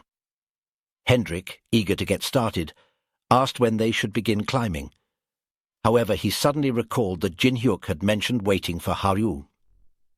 Jinhyuk, looking puzzled, inquired whether Hendrik intended to join them in climbing the tower. With a playful grin, Hendrik quipped, "Where would I go after leaving you, weakling?" Making Jinhyuk more pissed off. Hendrik then asserted that he and Jinhyuk were remarkably similar because they both had faced their last moments alone in their previous lives, marred by failure. They needed to learn from these experiences, and it would be foolish to believe they could face their challenges alone. Jinhyuk nodded in agreement, recognizing the need for a friend and ally, someone from their bloodline to stand by their side. Hendrik then made a surprising proposition, suggesting that Jinhyuk should create a guild. Jinhyuk, taken aback, stammered, Guild?" Meanwhile, in the guild house on the 600th floor's Holy Kingdom, a woman expressed her frustration and inquired about the commotion. She opened the door and turned to Kane, asking him what was happening. Kane gazed at the flames that Jinhyuk had ignited on the 10th floor and casually diverted her attention, mentioning an intriguing report from the White Swallow branch on the 10th floor. He explained that the branch had been reduced to rubble by a single individual, leaving her in shock. Kane elaborated, noting that according to Beck Hallio's report, it didn't appear to be the work of an ordinary organization or guild. Her surprise deepened, and she asserted, "Impossible." She pointed out that even on a lower-level floor like the 10th, the penalty placed restrictions on one's strength, making it seemingly implausible for someone to accomplish such a feat. Ken snapped his fingers in agreement. adding that even 9 starts like them found it impossible to conquer a guild house after receiving the 10th floor penalty. This indicated that the person responsible had already acquired immense power, much like them when they first entered the tower. The girl fell silent for a moment, and Kane suggested that it was still a possibility. She inquired about their course of action, if such an individual truly existed. With a sly grin, Kane proposed employing the same method they had used 10 years ago, eliminating them all. Kane's plan involved hiring a skilled bounty hunter for the task. In another scene, a blonde girl was depicted defeating a massive snake, casually remarking that she had completed another task for the day. The scene shifts to a comical exchange between Jin-hyuk and Vulcan inside the elderly gentleman's abode. Vulcan teased Jin-hyuk for his loss, but Jin-hyuk retorted, claiming that Vulcan had lost as well. Vulcan reminded Jin-hyuk of the promise he made to Hendrik about testing him. Jin-hyuk, wrapped in bandages, grew increasingly irritated with Vulcan and threatened to turn him into a spirit orb. However, his attempt was met with excruciating pain, causing him to halt, and Vulcan couldn't help but giggle, remarking, "Serves you right." Sporting a broad grin, Vulcan pointed out that he had cautioned Jin-hyuk not to go overboard, emphasizing that Jin-hyuk owed his continued existence to meeting Uriel and attaining divine power. Jin-hyuk playfully referred to Vulcan as an old man, further infuriating him. Jin-hyuk, clearly irked, challenged Vulcan to wait and see what would happen once he recovered, all while Vulcan continues to chuckle and dismiss Jin-hyuk's frustration as the cries of a loser. Suddenly Hendrik swung open the door and entered the room, inquiring about Jin-hyuk's well-being.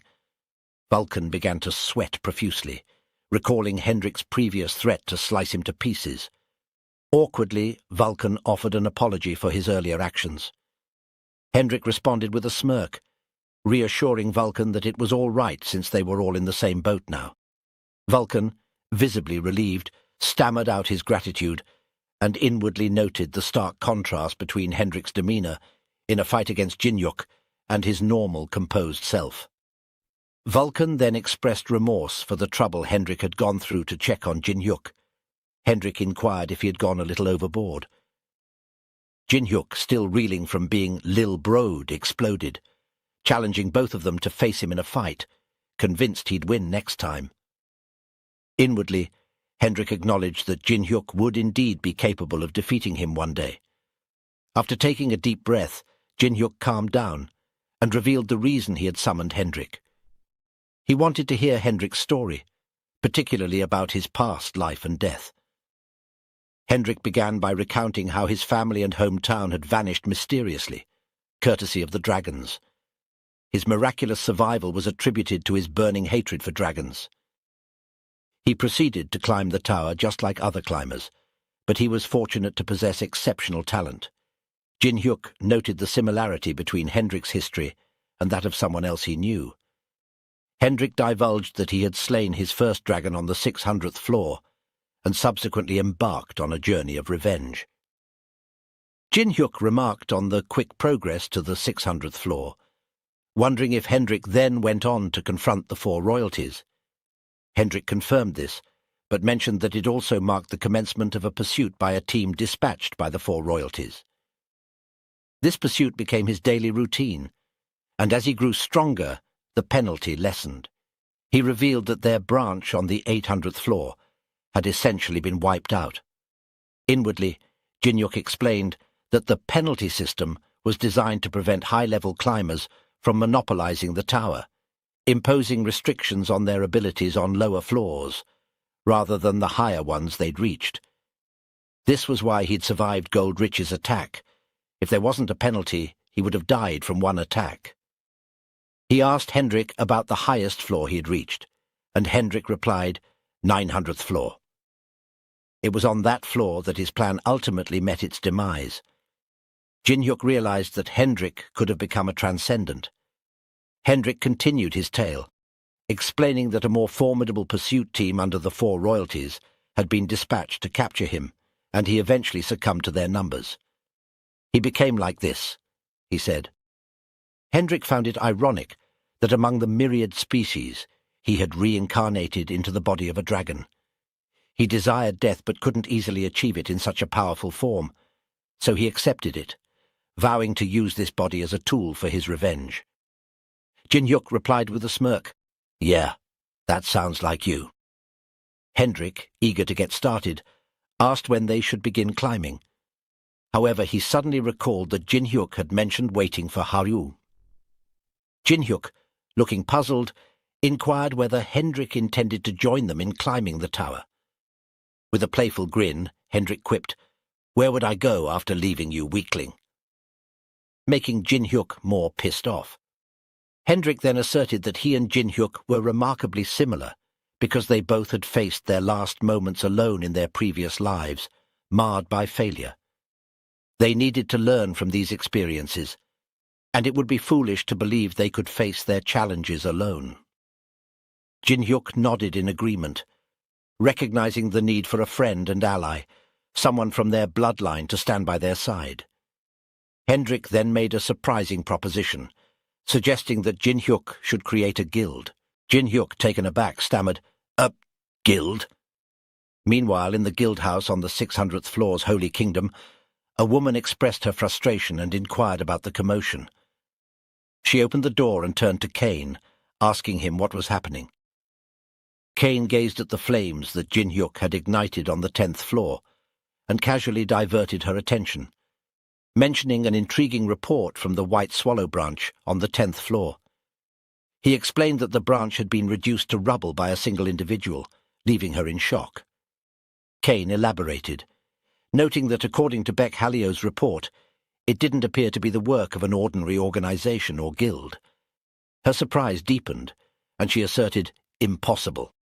She pointed out that even on a lower-level floor like the 10th, the penalty placed restrictions on one's strength, making it seemingly implausible for someone to accomplish such a feat. Ken snapped his fingers in agreement, adding that even 9 starts like them found it impossible to conquer a guild house after receiving the 10th floor penalty. This indicated that the person responsible had already acquired immense power, much like them when they first entered the tower. The girl fell silent for a moment, and Kane suggested that it was still a possibility. She inquired about their course of action, if such an individual truly existed. With a sly grin, Kane proposed employing the same method they had used 10 years ago, eliminating them all. Kane's plan involved hiring a skilled bounty hunter for the task. In another scene, a blonde girl was depicted defeating a massive snake, casually remarking that she'd completed another task for the day. Jin-hyuk was pondering the guild quandary, mentioning his alignment with Hendrik's thoughts but noting a snag. He was currently tangled up in Baal's quest, where before hitting the 100th floor, he needed the entire tower to recognize his name and nickname. Jin-hyuk expressed to Hendrik the need for everyone to know his name before he reached the 100th floor, fretting over tarnishing Hendrik's or the guild's reputation. With a pensive gesture, Hendrik acknowledged Baal's quest and proposed a simple solution. Jin-hyuk should be the guild master. This caught Jin-hyuk off guard. Hendrik clarified that he never aspired to that role, admitting his lack of confidence in holding such a position. He believed Jin-hyuk, a skilled necromancer, would excel in leading the army. Jin-hyuk fell silent, admitting his frustration at being weaker than Hendrik and foreseeing situations where he'd have to give orders to someone stronger. Then, unexpectedly, Hendrik dropped to one knee before Jin-hyuk, stunning him. When Jin-hyuk questioned the gesture, Hendrik, with a resolute face, exclaimed, "Will you marry me?" He definitely said that. Hendrik quietly contemplated Jin-hyuk's response, noting to himself that Jin-hyuk wasn't aware of the profound humiliation from his past life. He vividly remembered the anger and powerlessness he felt when he met his demise. Jin-hyuk then probed Hendrik about whether this pursuit served his goal, to which Hendrik firmly replied, yes. Jin-hyuk, with a grin, relented, "Fine," expressing his commitment to become the guildmaster for their shared quest for vengeance. Hendrik commended Jin-hyuk's choice. Vulcan then inquired about the guild's name. recollecting Uriel's words about the one who wears the mask, condenses grotesqueness and defies the heavens. Jin-hyuk confidently proclaimed their guild's name, the Powerpuff Boys. Haha, just kidding. Jin-hyuk settles on Heaven's Defiance, because what other phrase is more befitting? Vulcan points out the option to pay the company fee for guild creation, but Jin-hyuk reveals he can do it for free by informing Puppet. Heading to the Gold-Rich branch, Jin-hyuk is welcomed by Halcyon, who regrettably informs him of Puppet's absence. Jin-hyuk, curious, inquires about Halcyon's identity, prompting Halcyon to reintroduce himself as the branch manager of the 10th floor. Bro is such a side character that our boy already forgot about him. That's tragic. After that, Jin-hyuk encountered Ken nearby and inquired about his presence. Ken chuckled and mentioned he stopped by for the tower's maintenance. Halcyon then expressed how close he'd become with Ken. Nervously, Halcyon asked Jin-hyuk's reason for visiting today. Jin-hyuk revealed his intent to start a guild. Halcyon beamed, stating that if it was Jin-hyuk's guild, everyone would want to join. However, he pointed out Jin-hyuk needed more than 2 members to establish it. Jin-hyuk listed Hendrik, Miho and Vulcan as prospective guild members and asked if that sufficed. Ken was astonished that the dragon joined the guild. Halcyon inquired if Jin-hyuk had won over Hendrik. Jin-hyuk glanced at Hendrik, stating that his guild member is a celebrity, which Hendrik amusingly responded, "Celebrity? What's that? I don't think that's a compliment." Jin-hyuk revealed there were more members and sought Halcyon's assistance once they all gathered. Halcyon affirmed, saying Gold-Rich had instructed him to support Jin-hyuk's requests. Later, Jin-hyuk extended invitations to the old man Oni, Puppet, Haryu, and even Gold-Rich. Gold-Rich mused, "A guild, huh? He's up to something interesting." The scene shifted to Jin-hyuk using his potent attack, 10-finger edges soul bullet combined with fission magic on orcs, piercing their bodies entirely. Hendrik asked Jin-hyuk if he also received a quest from the 9-tailed fox, which Jin-hyuk confirmed, believing he could complete it that day. Miho devoured the orcs, enabling Jin-hyuk to finish the quest by collecting 999 livers. Upon completing the quest, a radiant pink light descended upon Miho, intriguing Hendrik, who asked what would transpire after Miho consumed all the livers. Jin-hyuk admitted he hadn't been informed of the outcome. Subsequently, Miho transformed into an egg, prompting Jin-hyuk to receive a notification stating the 9-tailed fox would revert to her original form. Amidst the astonishment, Vulcan, with an astonished expression, urged Jin-hyuk to look ahead. Turning around, Jin-hyuk witnessed a humanoid figure materialize within the pink light. "Wait, Miho's original form," he exclaimed, taken aback, as Miho transformed into a floating human girl. However, she suddenly fell, luckily caught by Jin-hyuk, prompting concern from Vulcan and Hendrik. Bale remarked on Miho's cuteness. "FBI, open up!" To which the 9-tailed fox asserted it was only logical, as Miho was her child. Jin-hyuk reassured everyone, gazing at Miho, who uttered "Da." Jin-hyuk echoed "Da" in response. Then, with an endearing expression, Miho called Jin-hyuk Daddy, stunning him and the others. Suddenly, a voice questioned, "Daddy?" It emanated from Haryu, who looked utterly devastated, demanding why Miho referred to Jin-hyuk as Daddy. Man, I wouldn't want to be in Bro's position. Miho gestured towards Haryu and inquired about her identity, slipping in the word Daddy again. Haryu felt a sting at Miho's use of that term for Jin-hyuk. An uneasy Jin-hyuk, sensing something amiss, nervously asked the 9-tailed fox what was going on. The fox presented a notification, congratulating Jin-hyuk on Miho becoming his pet. "Pet?" Jin-hyuk echoed, seeking clarification on whether this was the fox's idea of rewarding favorability. The fox then mentioned placing her daughter in Jin-hyuk's care before vanishing. Jin-hyuk hurriedly asked her to wait and resolve the situation. Vulcan, in a sarcastic tone, offered Jin-hyuk congratulations, while Hendrik wondered if humans now gave birth to foxes. Jin-hyuk, feeling perplexed, questioned if they were teasing him.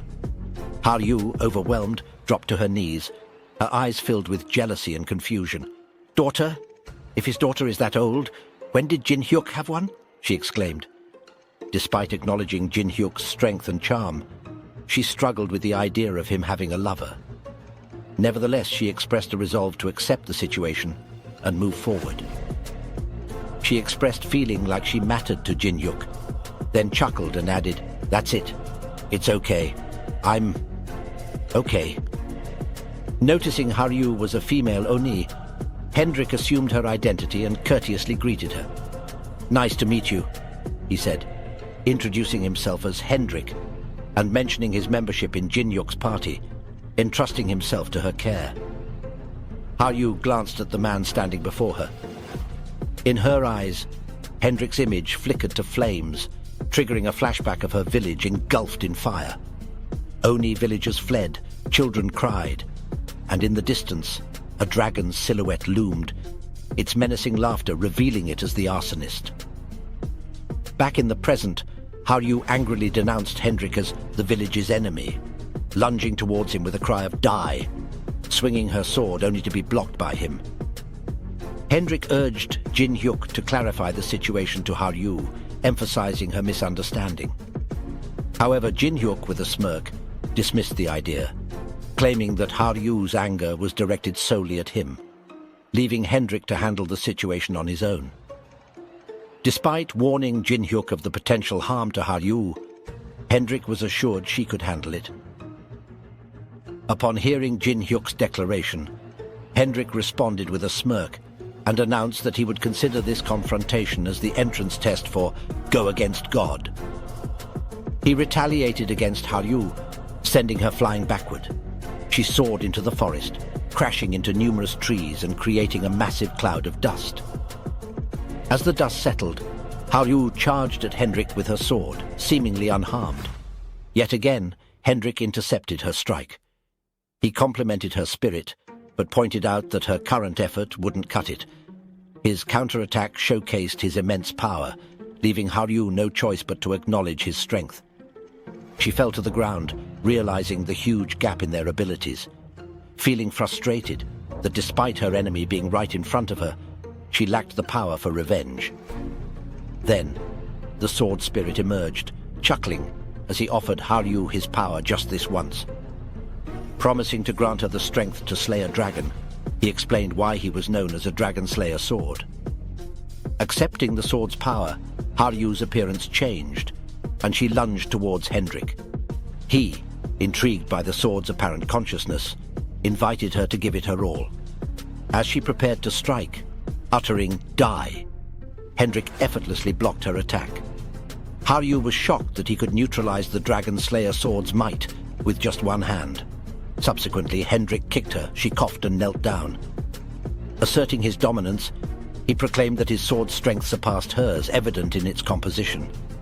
Haryu, despite feeling defeated, refused to give up easily. She pleaded with the Dragon Slayer sword for more strength, a power potent enough to accomplish her revenge. The sword, with a wicked grin, encouraged her determination. Subsequently, Haryu emanated a menacing, powerful aura, enveloping her entire body and sword in a pink glow. Hendrik, recognizing this power as sword silk, widened his eyes in astonishment. Vowing retribution for her burned village and the resentment of the deceased Onis, Haryu attacked Hendrik with her newfound power. However, he easily evaded her strikes, cautioning her that the power she wielded surpassed her own capabilities. Hendrik warned that the sword forcibly bestowed this strength upon her, placing her in grave danger if she continued to use it. Leaping towards her, he implored Haryu to release the sword, explaining that the power acted like a consuming parasite beyond her current stage of handling. Haryu, recalling the flames that devoured her village, closed her eyes momentarily. Then, fueled by anger, a pink aura glowed fiercely in her eyes. She angrily declared her determination to release the sword only when Hendrik perished, blaming him for the village's destruction. Unleashing a barrage of silk slash attacks on the surrounding area, she vowed unforgiving retribution. "Man, these cheap misunderstandings are killing me. I bet Jin Hyuk is enjoying this while munching on some popcorn," Hendrik skillfully evaded her strikes, but ended up with a small cut on his cheek. Internally he pondered, "I see. Do you hold a grudge against dragons too?" Continuing, he remarked, "Is it so intense that it's consuming you?" Hendrik, having wielded the sword longer than Haryu, felt compelled to intervene. He believed he needed to steer her away from the wrong path. Focusing his energy, he readied a potent attack, warning Haryu that it would be intense, but not fatal. Haryu was stunned by the sheer might he exhibited. Hendrik then unleashed the formidable strike, resulting in a colossal explosion upon impact. Bro got hit so hard that she started dreaming. She found herself surrounded by a serene meadow adorned with stunning blue flowers, realizing it was the forest of the Oni village. Spotting a soccer ball, she picked it up when a voice called her sister Haryu, revealing a little Oni girl who requested she hold onto the ball. Haryu explained they were the village children, happily handing the ball to the young one who gratefully thanked her. However, her dream took a haunting turn as the children questioned why she was the lone survivor. It shook her deeply, leaving her bewildered. A fiery hand touched her shoulder, belonging to a burning child pleading to be saved, expressing a desire to live like her. Tears streamed down Haryu's face, her breathing becoming erratic. The haunting scene escalated as burning corpses piled up, reaching out to her, questioning her survival. Amidst this turmoil, Haryu wondered inwardly why she alone survived, and her sword responded, stating it was her destiny. It urged her to wield the Dragon Slayer's sword and carry on because revenge could only be sought through her. It reminded her that despite the Oni's demise, she must stand tall, bearing the values of kindness and vengeance. Meanwhile, Hendrik swiftly turned around, astonished at how she managed to stand after enduring his charging Dragonspark attack. What a lame-ass name. Haryu dashed swiftly toward Hendrik, her gaze vacant. Closing in on him, she plunged the blade into his stomach. Both collapsed to the ground, revealing the sword had shattered upon impact with Hendrik. The shattered sword muttered that this was probably Haryu's limit, urging her to grow stronger, to cut through him and avenge all the Oni. Concerned, Jinhyuk called out Haryu and Hendrik's names, while Vulcan inquired about their well-being. Hendrik reassured them he was fine, noting that Haryu had exhausted herself before stabbing him. Believing it best to let her rest, they returned to the village. Inside an apartment, Haryu lay sleeping on the bed, appearing gaunt. Observing her condition, Hendrik speculated that she might be malnourished, having repeatedly pushed herself beyond her limits. He wondered if she'd attack him upon waking. Jinhyuk suggested she might, given her story resembled Hendrik's, possibly involving one of the dragons that ravaged her village. Hendrik reflected that the previous owner of his dragon body might have been one of the dragons that attacked her village. Accepting the burden of this body's past sins, he resolved to endure the resentment Haryu might harbor towards him. Jinhyuk fell silent after hearing that, then requested Hendrik to accompany him. He mentioned he'd booked the entire second floor and urged Hendrik to make himself at home until Haryu woke up. Hendrik expressed gratitude but declined.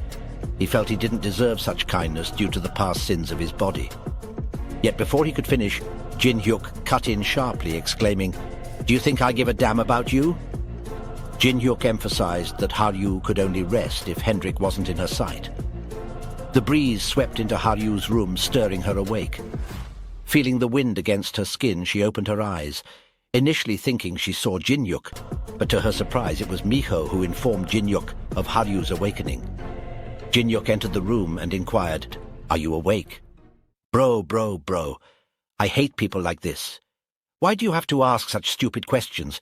Like, bro, you see me awake and looking at your dumbass, so why are you asking me if I'm awake? Anyway, back to the story." Haryu responded with a yes, mentioning that her head felt stuffy. Suddenly Miho exclaimed, "Daddy's here!"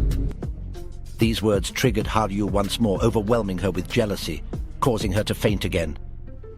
Confused, Miho questioned if Haryu was sleeping once more. Jin-hyuk lifted Miho and warned her that she might die if she didn't change the nickname she used for him. Miho replied, "Die? Miho will? From who?" Jin-hyuk then cautioned her that she would die from that sister. The following day, just outside their apartment, Jin-hyuk inquires if everyone has packed all their belongings. He announces they won't be returning to the 10th floor. Haryu enthusiastically confirms she's packed everything, expressing a sense of connection to the Dragon Slayer's sword, feeling it always comes back as a part of her. Hendrik assures that his possessions are magically organized, ensuring he won't leave anything behind. Miho hesitates, almost calling Jin-hyuk daddy, but then chooses Oppa, asserting she hasn't left anything either. This surprises Jin-hyuk. He didn't anticipate her addressing him as Oppa rather than daddy. Haryu steps in, explaining she's the one who taught Miho to use Oppa. With a warm smile, Haryu embraces Miho like a caring sister, explaining to Jin-hyuk that despite Miho being a mythical creature, she's still a young child who can't distinguish between daddy and Oppa. So Haryu made it simple for her to understand and taught her with kindness. Muttering softly, Miho admits she prefers saying daddy. Her statement prompts a menacing look from Haryu, resembling a furious demon, which frightens Miho. Jin-hyuk then distributes some scrolls, revealing them as teleportation scrolls, suggesting each of them should take one. He mentions that tearing it would transport them to the meeting room Goldrich arranged. Startled, Haryu remarks about the scrolls being expensive. Miho then inquired, "Really?" Just as Jin-hyuk was poised to shred the scroll, Vulcan urgently implored him to pause, loudly questioning his own scroll. Jin-hyuk, in turn, acknowledged his oversight, and with a snap of his fingers, commenced the process of drawing Vulcan into his spiritual portal. While being drawn in, Vulcan cursed Jin-hyuk, denouncing him as someone who disregarded his autonomy, treating him merely as an object to be taken from an inventory. With everyone prepared, Jin-hyuk declared it was time to proceed. They tore the scroll in half, instantly finding themselves teleported to their designated meeting spot. "Is this it?" inquired Hendrik. Surprisingly, Haryu expressed her astonishment at discovering such an impressive place on the 10th floor.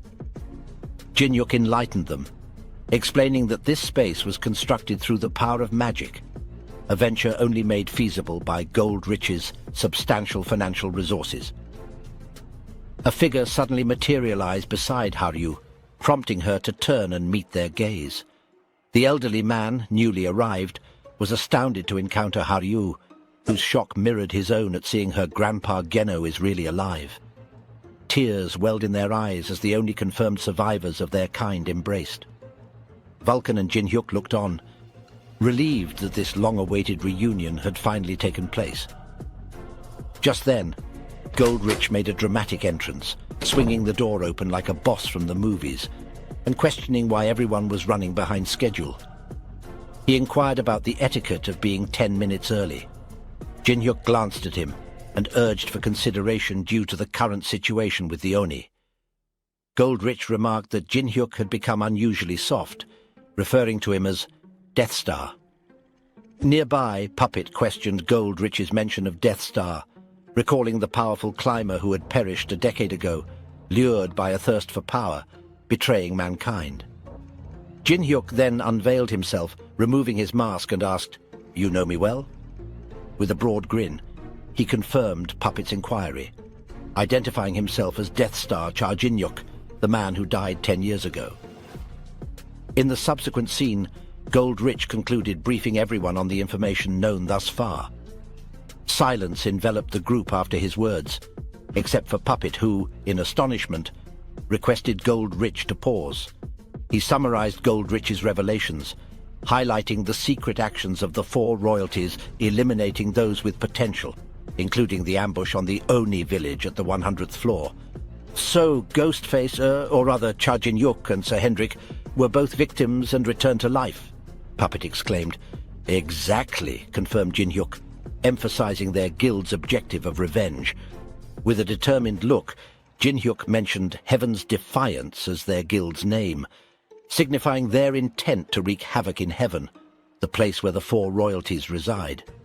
The elderly man and puppet exchanged grins, acknowledging Jin-Yuk's perceived madness, but recognizing their potential to bring substantial change to the tower.